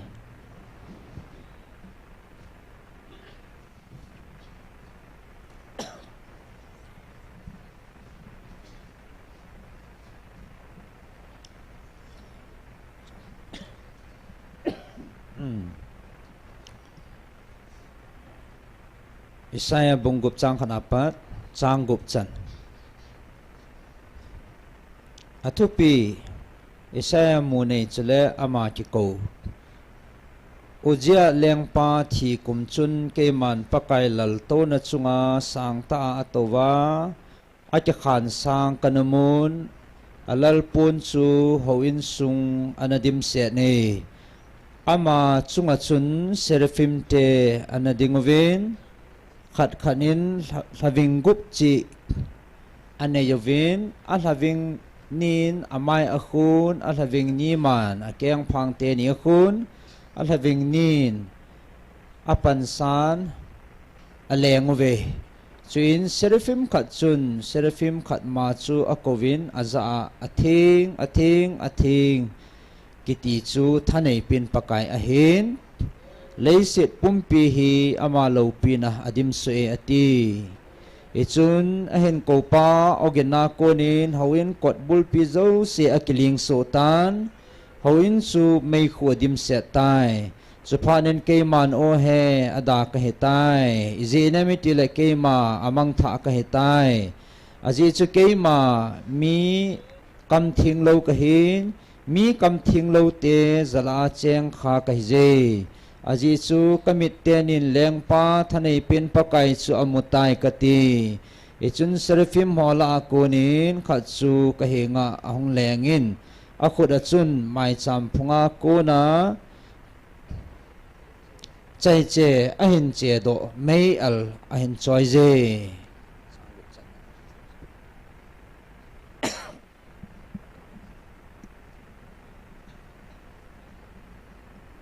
ngai vin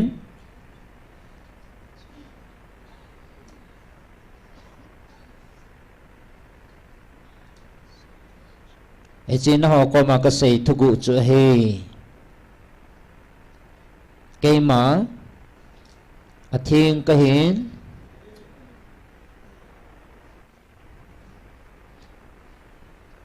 ka van mi te le van til thing hon a thing tia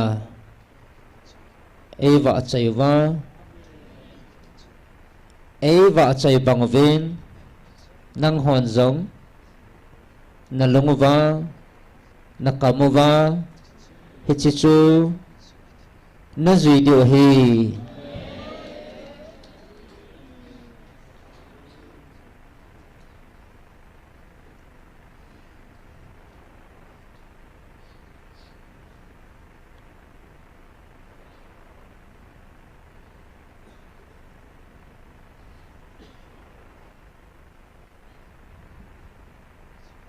aji chu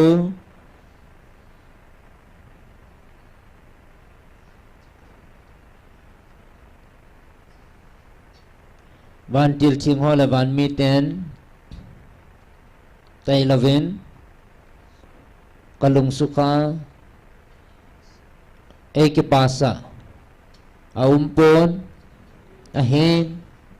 nang ho wangin ichim hingte van noi mi te la a van til thing ho le van mi te banga ei ke pas a ke man kalhan kacha te nahi ta ve aje chu van mi te le van til thing ho tai loven ke ma lung ki pa na le lung hi na le lung ti na a ei ki pa sa ei ki pa sa the mehem a umpon a hin na ho wang ka cha te ka dei than ka cha na hi je ven ke ma lung lamen na chon thei ta ven e chi je chun van til thing ho le van mi te ho bangin ke ma ei ki pas a mehim nang ho he ka dei than ka cha te nang ho bo na hi ve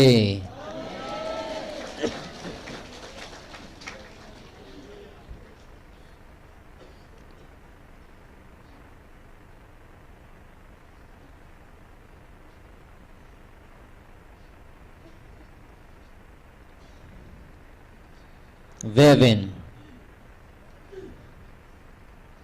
tu patain Michaelin ama to dinga thugim nei chang thum a hin poin ichi keima van noi dinga kapi thua kizi lun nai lo ichi thugim nei hi van noi kapi kathu sanga gim nei zo thu chang a hin choi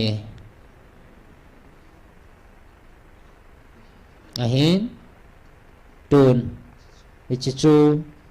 keima simhla sa nai ponge ichi lekha zolin kizil phanin tin keima tailo koi madang in tham thei ponte hichu keiman ka phat sa pha da bầu cái thầm đi ngay cái thầm đi ngay hiền tuôn năng hó ở tạ sân các ngày lụt cả cha tè năng hò cả tham môn là lẽ cả pina ngay vin kipa vin tu chana namel mateo le nagal mi teo hoa kunin nang ho kichat na lung hem na lung dan na i macha na nei po ve aji chu na vengo va chu thanei ta vantil michael hi e tunin nang ho ka pi na le kal han pi na thua ka ho pi na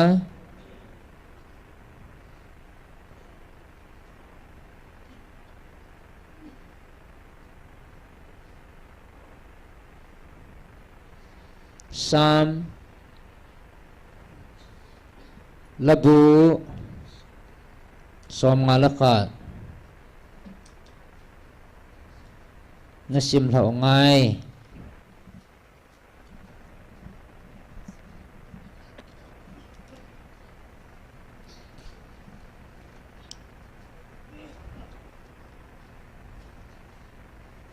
Sam number som ngalakat atupi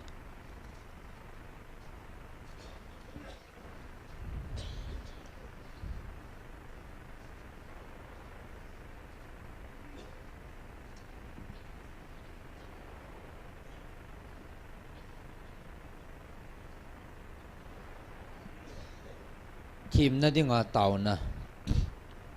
เห็นสิมไงโอปะทีนนลุงเสียดลองเหล่าหินไอจีจนเกมาในขตูนนมิขตูทัลิงเสดไอหิจินก็สู่เคลบอนจานที่งิมเซลจิงินก็เทียมมวนากูนี้ในสิลทิงินลังก็จอนเสียนากูนี้ในสอบทิงเซลินอาจีจูก็สู่เคลบอนจานก็เฮจิงิน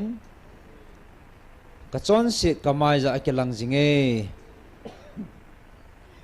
นังมาดูนมองมองอาจอนสีกหินนมิดมัวให้ตะบังทิลสีฮีกบอลให้ตายเฮจิจุนกจุงอาทูนัตันจงนดีเลจิงินนทุตันนะโนลนเบฮิลนะฮีเวตันทีมมัวซาสามินเอหินกันูอ้อยสุงอาจงจอนสีสากิซิลกะฮิบเว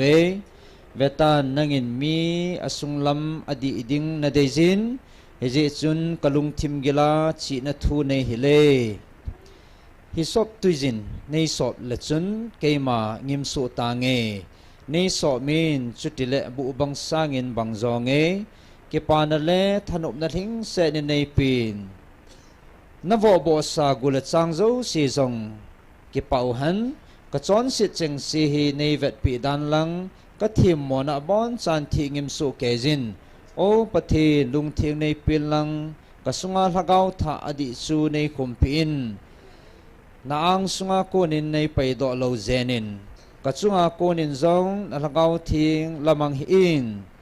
นามิหูหิงนาเกปาตาสในปีกินินลังกลากาวเกปาธนูมินกอยจิงินจุดยิงเละเกมันสุขีลในหอนาลัมปีอบอนจากะฮิลดิงจนสิหอจังในงาหงกิเลกิดิวเฮโอปะทีนที่สันจาลาทีมมนาโกนินในหูดอินนังมาเกดิงาหหิงนาปะทีนนะหินนามิหูดอนาจาลาเกนจงเลกิเลเปลาลากษาดิงเฮโบปะกายกำกิเปเปลินในฐานจุดยิงกับกำสุงานังมากบะใจดิงนะเฮอาจิจูเกลีนาทิลตัวจงนังมาลุงกิปะนะเฮปนปุ่มกอทิลตูกะปีดิงฮิจงเละลุงเฮปนเตถ้าเขาแรงวายากิสิฮีปะเทียนสันเทดอลเกลีนักันท่าตะบังหินอาจิจุนโอปะเทียนลุงแรงวายากิสินันเนจูนังเงินนาซามอนบอลปนเตนาเดย์เดจินใจอ่อนทาง din thilpha bol pi in Jerusalem kulpi zosi kai phan chutia nangin adia ki leina na dating pum go thil tu ki bol ho hi hen sapum go thil tu hi jong le nang ma mai champhunga chu bong chal tam pi ki go ding a hi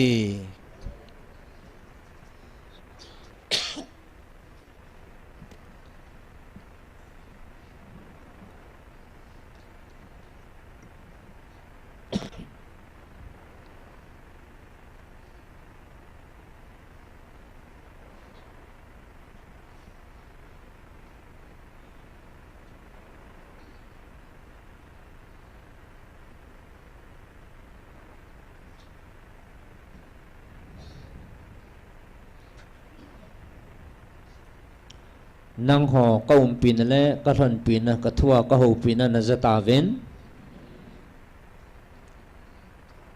ahin tun vevin keman Gabriel simsa tapong kati Cherub zong simsa pong kati azi chu amaho dingin agi valin amaho dingin ahat vale keman isle khazol chu tham dingin kakigel hatan isle khazol tham ding chun Michael amawang amabo keman achunga thanei na kapi ahi azi chu atong ding zong ama hi h2 hi nang ho dingin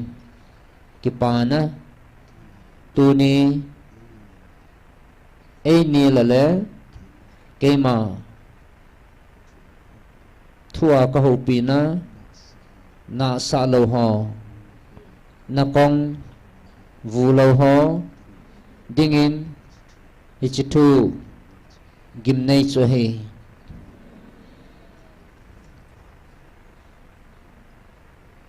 ngai zuvin khát na tôn Michaelin an sim ding a he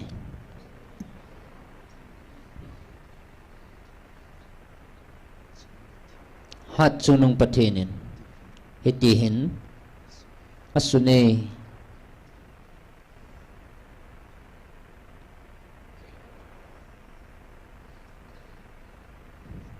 vô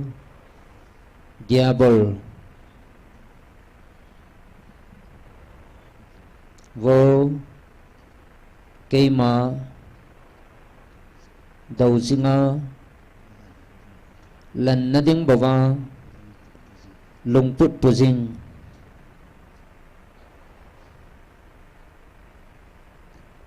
diabol anangai zivin nang hon nakamuhi ke ma de na jing ding ke ma de na ding jing le ke ma dau na ding jinga naman ta zin tuni ke man na chunga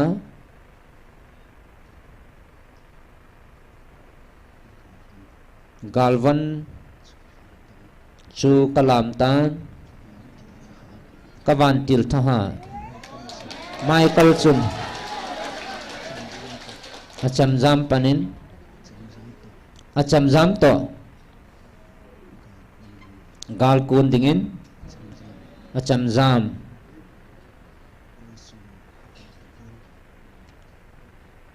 apai sungina koi tapon ichichu azu do tan lapsan akoi tanahi ngai zevin azi chu nangman ke ma de na ding jing le ke ma dau na ding jinga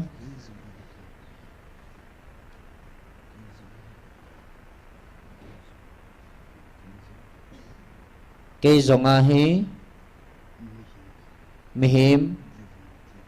levantil tabangin nei geltan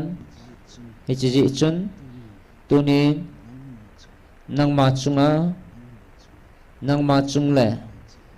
na chilha chunga keman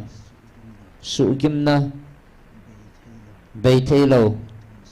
atun so na su kim na chu ichi na chunga thung dingin ichi le khazol hen keman kasuntan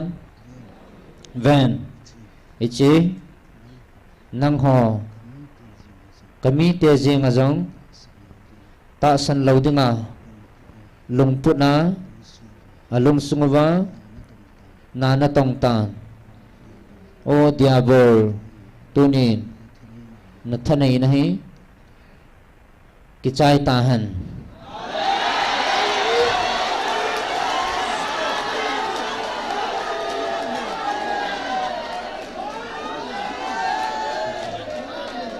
Vevin o mihim natil khâu pa chu koi hi ha nang man hepon natil khâu pa chu tunin nang man kamel ma henatin diabol chu napan pi ta nahi ichi chun nang ma zo natil khâu pa la napa diabol banga kichat na a lunghem na a khoi sat na a na hin phan ni khole keman kanui sana to na ka hin nei ding nahi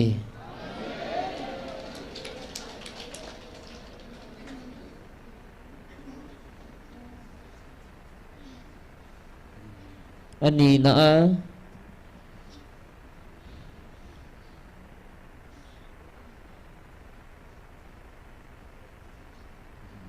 Vevin o mihin cha te ho keman kanam dei than tia kanam khat kan han ting le kan tun ting le keman kanam mi te zong ta sa gal khanei sein keima ta in zong gal khanei je tin hat sunung pathin na sune aje chu ichi gal chu kami te chunga thung ding a he aje chu gal ne lo chun zalen na mupon pachan na mupon lol hin na ne pon lol hin na mupon gal zon zong chang thei pon a he vevin nang ho wang ichi gal chu na sa vin na zau ta ve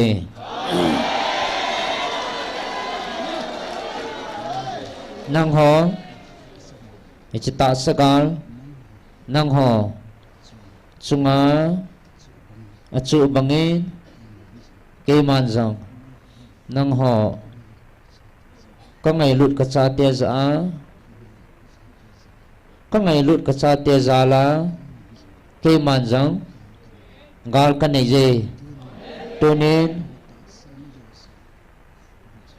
nang ho ta sa na zo sa pau chu koi ham at sunu na pathino ke ma tai lo gal zo da ngam po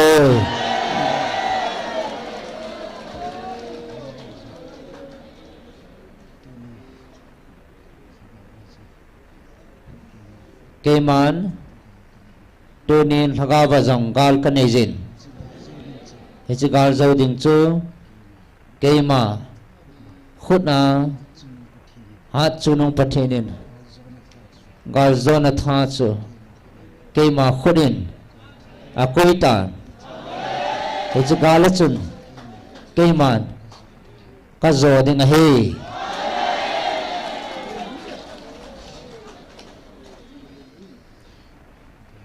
ven hi chu thil hom na hi nang ho ta sa gal na nevin thaga vazong keiman nang ho ngai lut na zala gal ka zo pi ta ve hi vevin keiman nam khat chu kan han ting le gal anei zia hi vevin kami Israel tian zong amahon ta sa ka cha hi vin kan han mi hi zi vin ta sa gal anei vin a hin nang ho va ta sa zong thaga va zong ania ka cha ni hi zi vin ta sa zong gal na zo ta vin ta sa zong gal na nei vin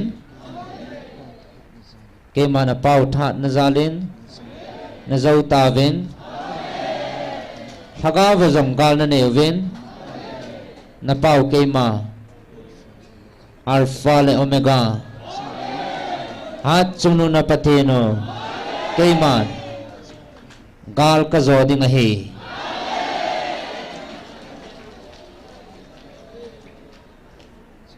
azi chu kan han ka cha ta sa bo na hiu le ta sa bo gal na nei dio he thaga wa na hiu le thaga wa bo na nei dio he tunin nang ho ve ve ta sa le thaga wa ka cha na hi zi vin ta sa jong na nei vin thaga wa jong nei ve a hen ichwa gal zo pa hat chumnu na pau ke man ichi ania na chungwa kan han le ka ngai lu ka cha te nang ho ngai lu na in ania gal ka zo ding he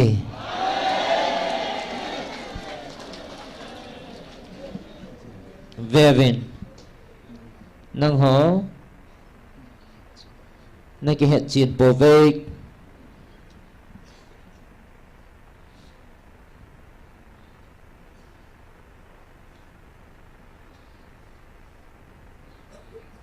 vevin ngai vin athum na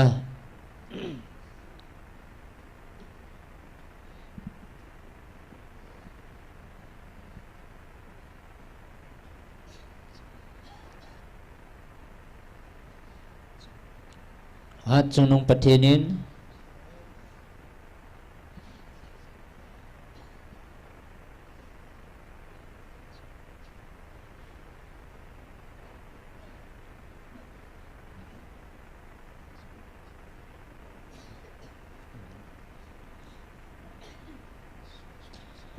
hat chunung pathinin asune ichi thu chang bo hi asune ngai vin ke ma van til jing zong ki pa in kamit li alo nge ichi thu chang hi kisun hi ngai zavin atun so na hu hinga pathin cha te na hi ta ve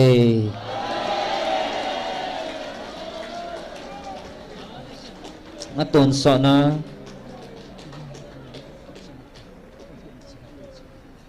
keima golo ding cha te kan han cha te su na hi ta ve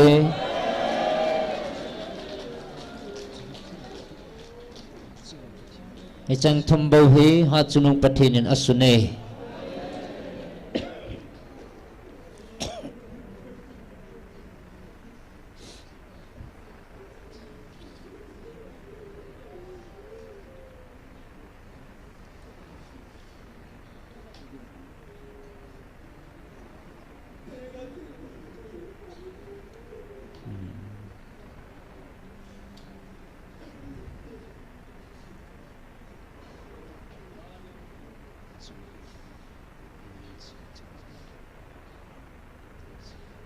tun keiman ha chunung pathin in engan sin chang chu ka sim hlatan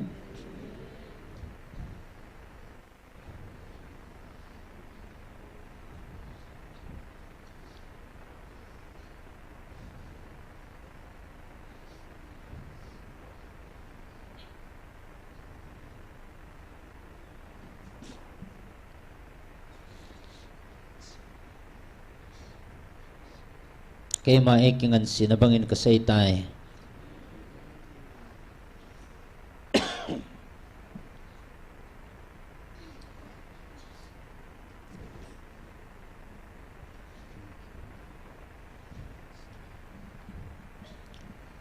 Veven keiman Gabriel sangin Chirup sangin Michael Vantil Ting kahin solin hichile khazola chun kipanale dana aume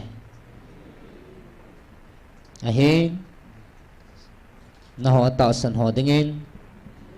kipana ahin ata san lo ho keima thu chang le o chang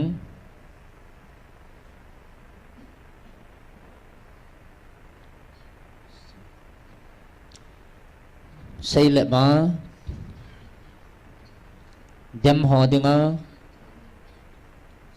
tuần sợ na hình kết tờ lâu đi ngã man thả na thu chu ahin vevin na ho dia ki pa na thu chu Ichikipana chu Vevin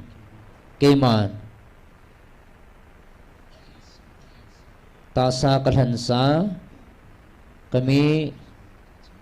Israel te chungazong kanapong kapon leisit mihim khatsa jengazong kanapong kapon Ichikipana thu chu Zanoma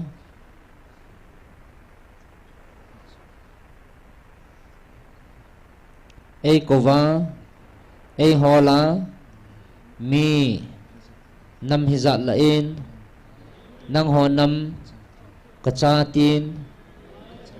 Kachaten Ichikipana thu chu Nanay tave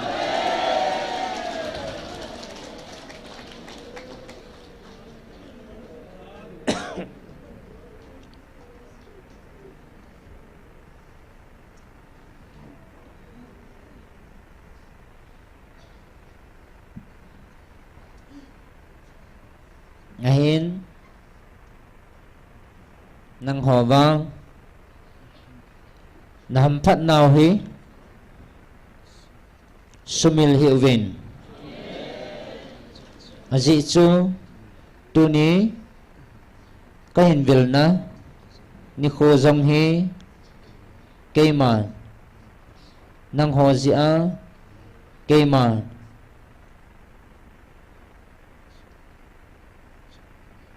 kasu chom ding hi aji chu nang hoa kipana kamu hi keima kalungal haye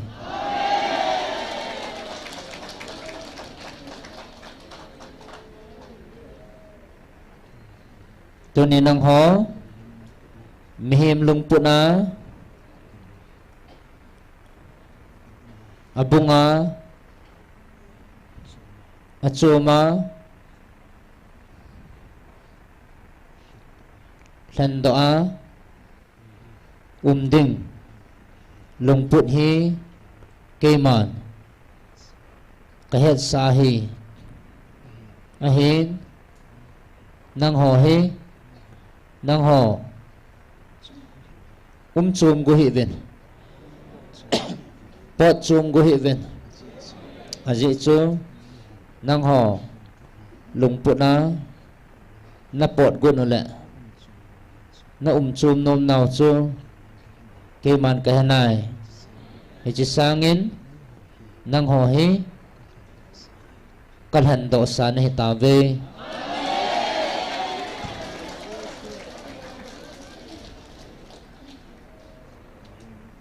nang ho mi hing lungput na kisa chum hi ven hlan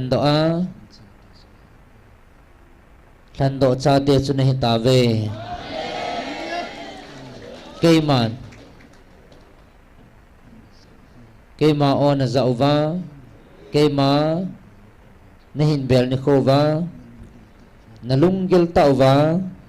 ka anga na hong ki pil ha ni kho ni chini khwa pana chu keiman nang ho hi kan han chum ka cha te ka sa na hi ta ve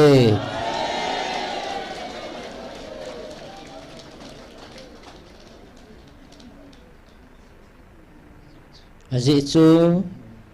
mehim lungput na ngai zuvin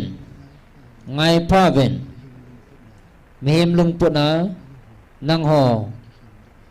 na ki khan do wa abunga achuma na din diu chu keiman aji chu kamu so e aji chu nang ho na hlat do wa na hon hi chu na chu koi chum te mo le tu ni tabanga hi ke malung ne su lei thei lo diu ke man ka he aji chu tu ni am ho lung pu na abunga achi khan lung pu na wa nong ki sim do ki tiu chu ke man ka mu ji in tu ni kho a ke malung lei na a na chon hi ke ding in a hing se le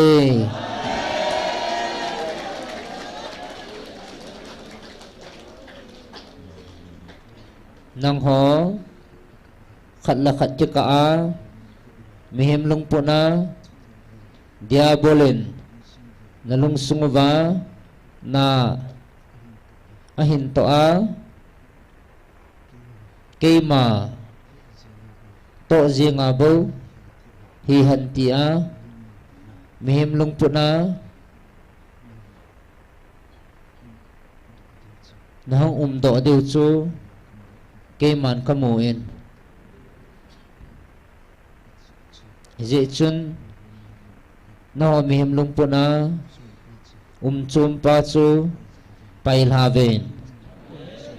ke man ka ko chum le kan han do ni hiu hi ke pa se lovin aji chu hi chi ahin ke ma lung thei na le ka ngai lut na a thing se le aji chun hi chi ama ho lung put na ho bung tia akimin purva akimin vova akiphudo amaho dan thunoi le mihim lungila kona akipu le akivai hop tabangwa na diu chu ke man ka phalpoi he chaho akona than do a ko do a có ngày lụt con hành độ có cha tiền này về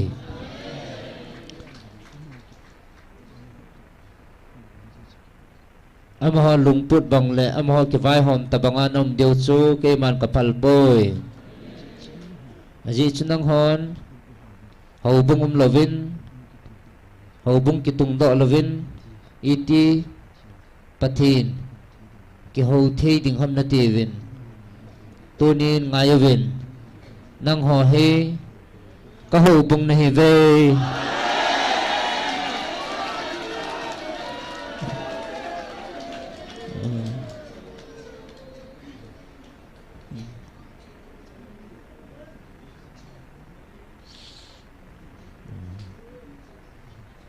ahin tunin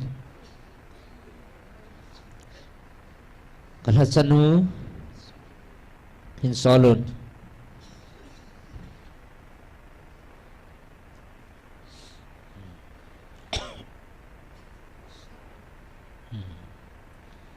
ama ako na lungmon na thakaw tuy pa sahing akichap nawa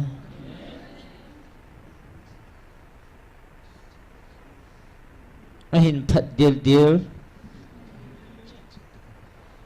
ahin phat che tamanga lagawang goho hi gachop no tan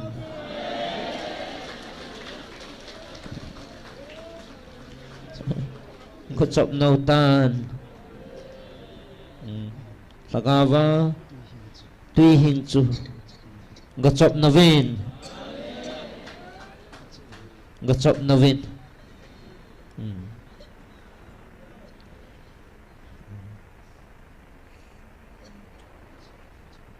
chin lang gachop novin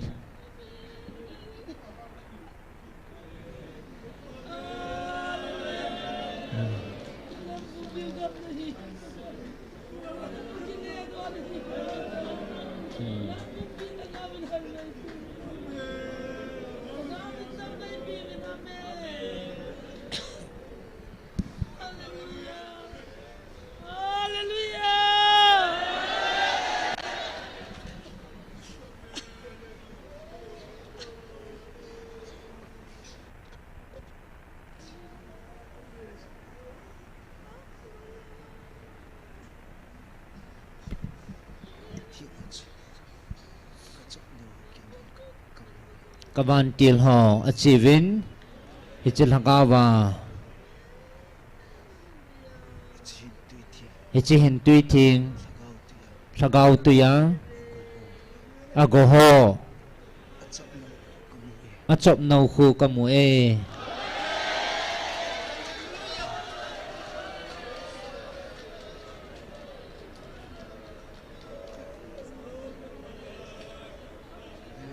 veven nang ho chunga hen gulin lang thane pontin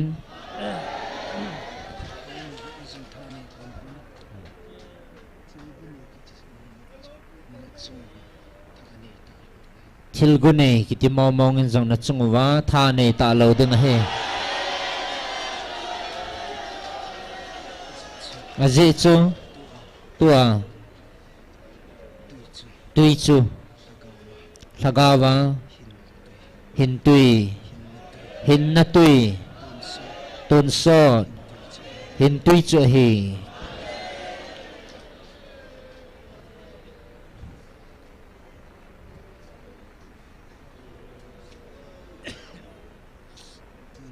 tuni ven hau bung mihem lungput na kiput do kitung do hau bung atam tai ahen ven kema hau bung kamupun alhom vale ahen kema o za a kema ang sunga dil sua kema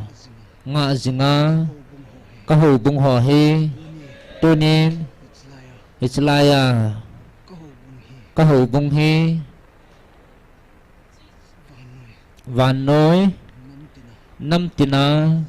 hầu bung mi him lung po na ki phut do hầu bung sangin nang ho keiman lagawa ka phu do ka hầu bung hi atam zo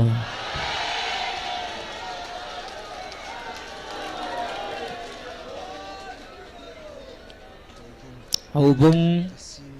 asing asangin atamin akiput do mihim lungput na kiput do atamin ahin keiman kaphu do hầu bung athom vale ahin nang hawang keima hầu bung thiêng chu nahita ve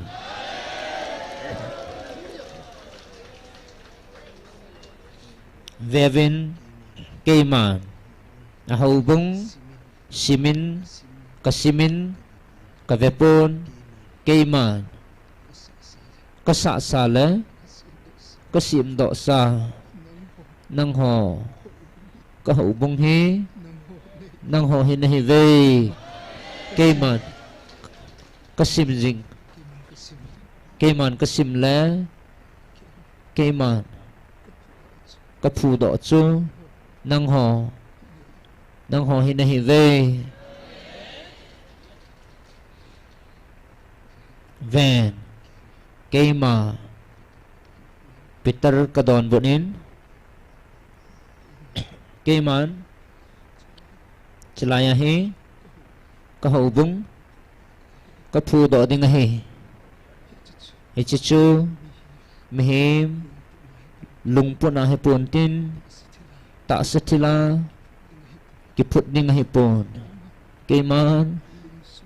lungsung chu keiman kaphu do hi bave tunin nang ho hi ka hầu bung na hi ve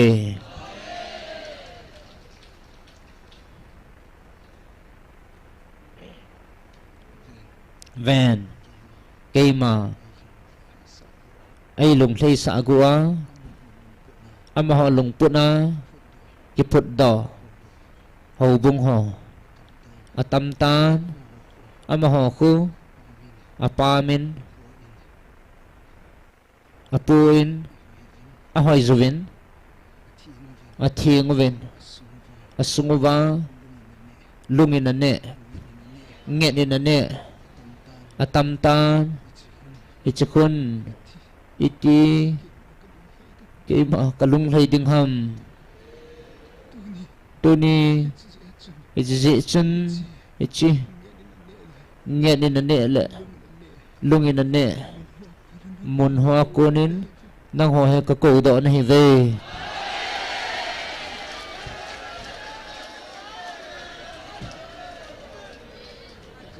ichi chun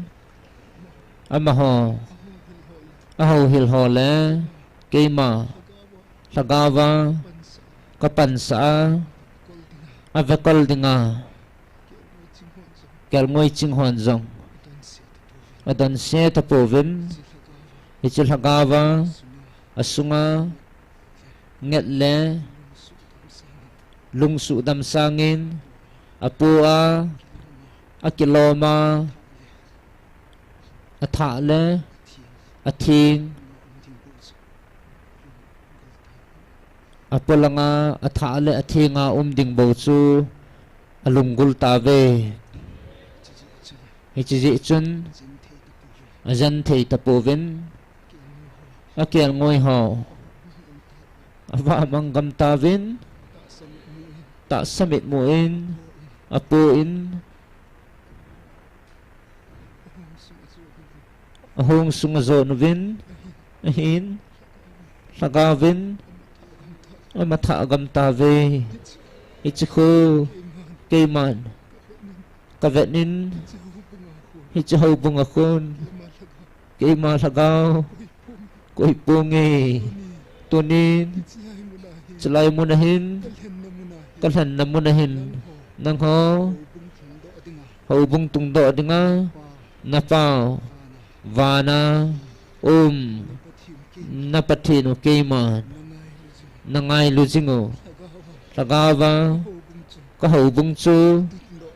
ka tundo ai bobe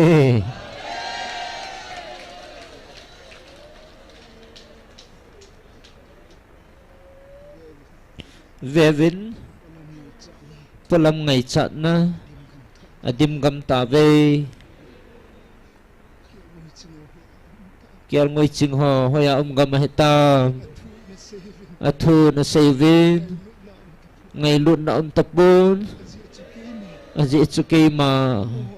amaho a kapan sa thei ta lo zin ngai lut na la samtan ve ke mala kani kholopi hong kila ba ding kahitan kahong ni khuting le kanagaw kangay lut cheng la khoma kahong ni ting le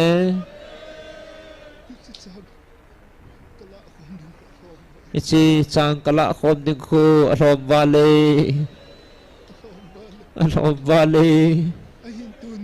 ahin tunin nang ho katsa te hi kalungan heje aje chu ichi ni khu ting chule chang ta a kalhan do a chang hema ko na ka sep chila kalhan do a kala khom ding katsa te chun hi ta ve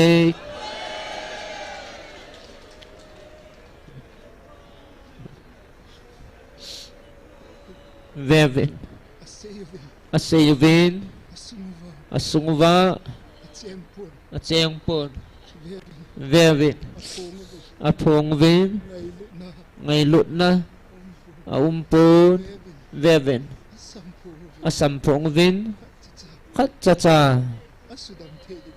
asudam theding aumpon vevin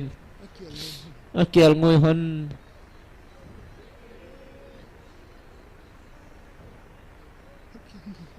akel ngoi hanu ava mango azam mango vin ahin khatcha adan sepo ve chichita sangin akel ngoi hozo azu vin akizu mang ta ve ichikel ngoi azu now athe now apayo chun amaho moha sunga kilhe ding bo chu alungul ta ve na he ichike malung hlai na hi pon aji chu akel ngoi ho akizu mango he amaho oi vana ding bova na tong ta vin vevin keima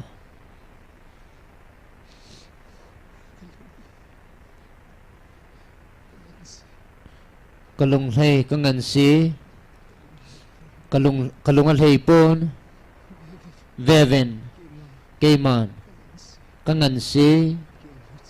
kel ngoi ching ho hoya hita ata savin aumovin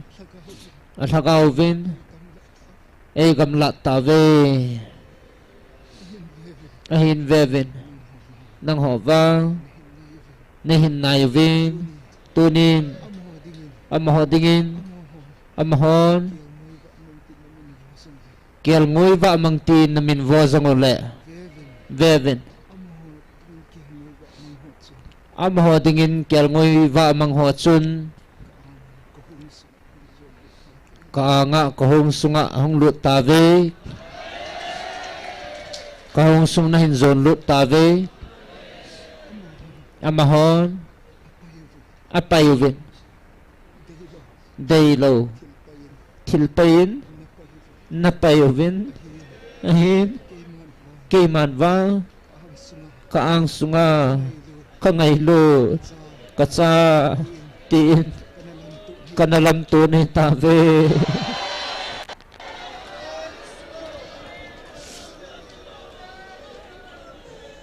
Vevin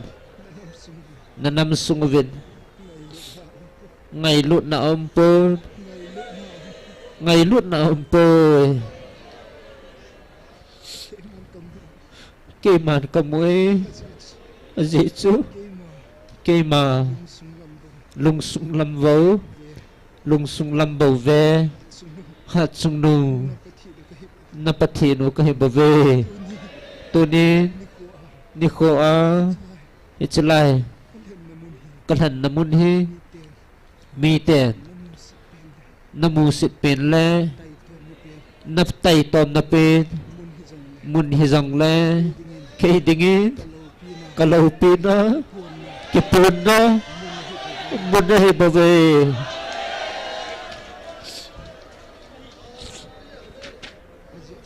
azi chu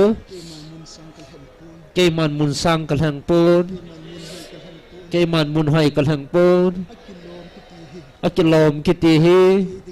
kei dingin lo so le ki da ta he bave kei ma kalhan namun chu mi te i sa lo namun tay tom namun mi te mu sit pin le tay tom namun ichlai muna chu keima luma kisil ji ka hi bove tunin nang ho ichlai mun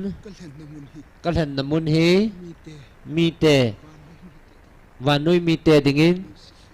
mu sit pin le tay tom namun hi ding hi ahin vevin van til ho le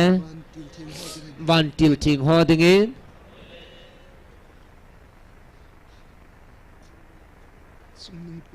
sung nung pina lâu pi ta hen lấy chunga adai sa mi te chungin cham leng han ati vinahi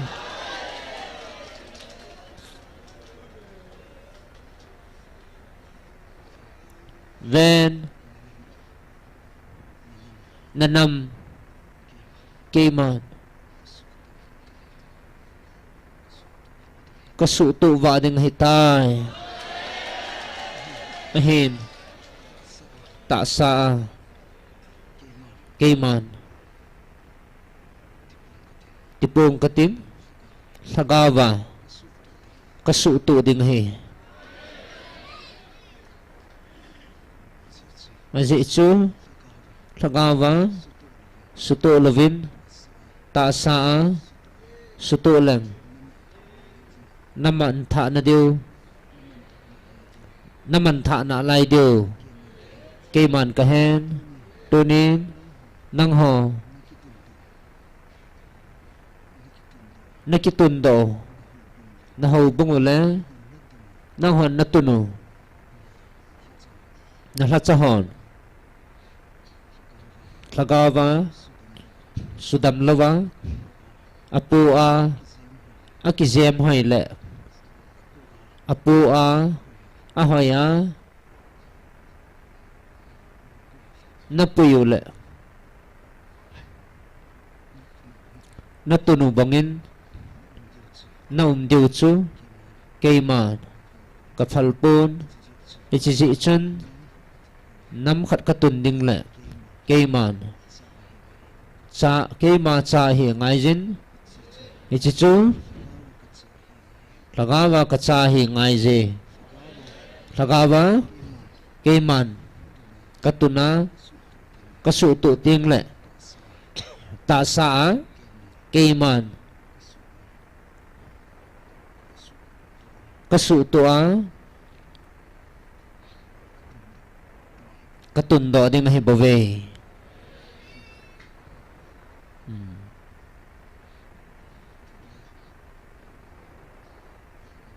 Sagawa kalhan le katundo kahubong nang hohi kayman kalaupi na nang hole na chilha ho kayman kaziya katundo ding ichichu Abraham sunga kakitip na banga nang ho sunga zong kayman kakitip na hi kakuya kala mang lâu ding he van kayman nagal mi tiaw chunga kalhun sa le kabol dan ho vevin kayman amaho zo khu amaho zong khu ngay lâu dinga gel kho lâu dinga na gelo ham ahi nang ho hi kacha kalhan lagaw le ta sa kalhan kacha ni jevin nang ho chunga kalau pina ka koizin am ho chunga su matha na le su gam na le su mang na kayman na kato hi bave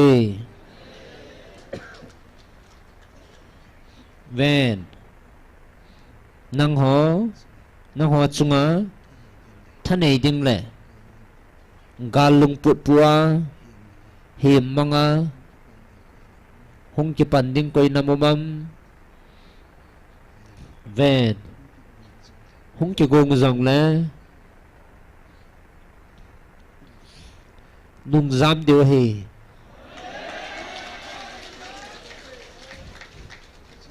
dị cho ahan san nào pon tin dị cho nang ho chunga pansa le thanei na le tha na pi va hi ke ma kahin ichichu mai kalin nang ho chunga na to ding chu kayman kasay hi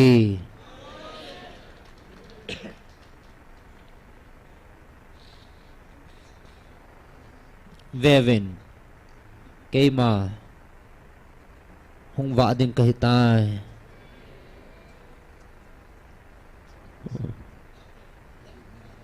ahin nang ho kahubong kachate nang ho hi katundo a kasu tuk ting le kayma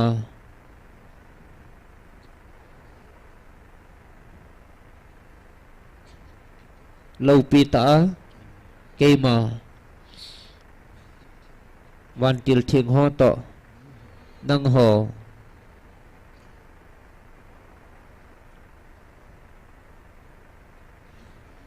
puya hung kit din ka he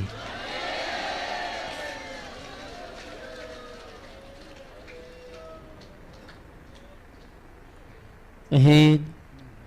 nang ho chunga ko kitip na ho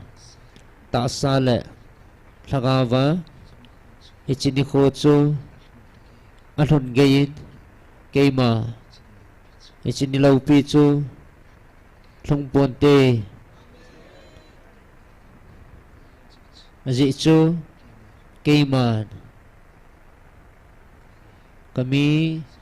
Israel te chunga kakitip na bang ta kalhun sa bangin nang ho chunga zo kayman kalhun sa ding he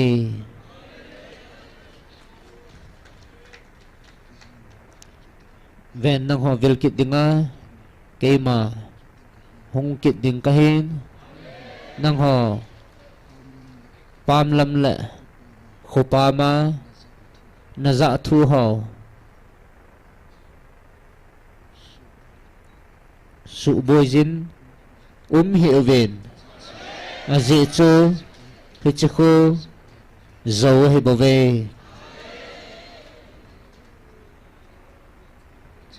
Hichiku tot na simuwa na simdiu chu keiman kadei sa he aji chu hichiku mel mapa kichip na le tot na he bave ahin vevin tunin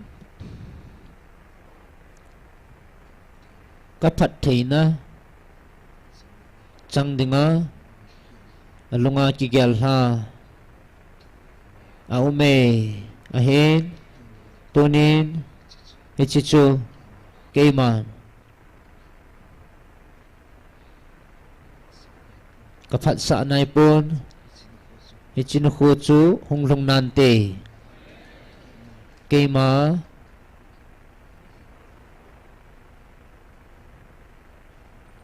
Vilna keima Vilna jong tang pun tin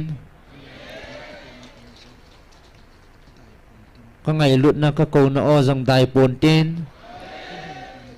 ka hlan pi na jong atun so na dai pun te aji chu keiman ka pi zinga ka khut ban thahat zit langa ka tua ka pui jing ding na hi ve keima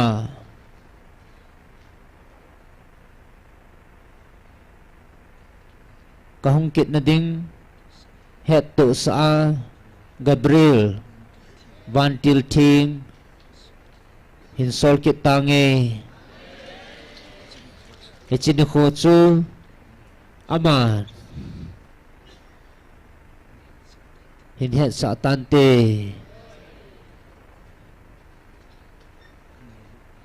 ka ngai lut na le nang ho na chungwa cham na le lung mon na kipa na atun sonin kaya kunin tun sonin jing tahan keima chi tange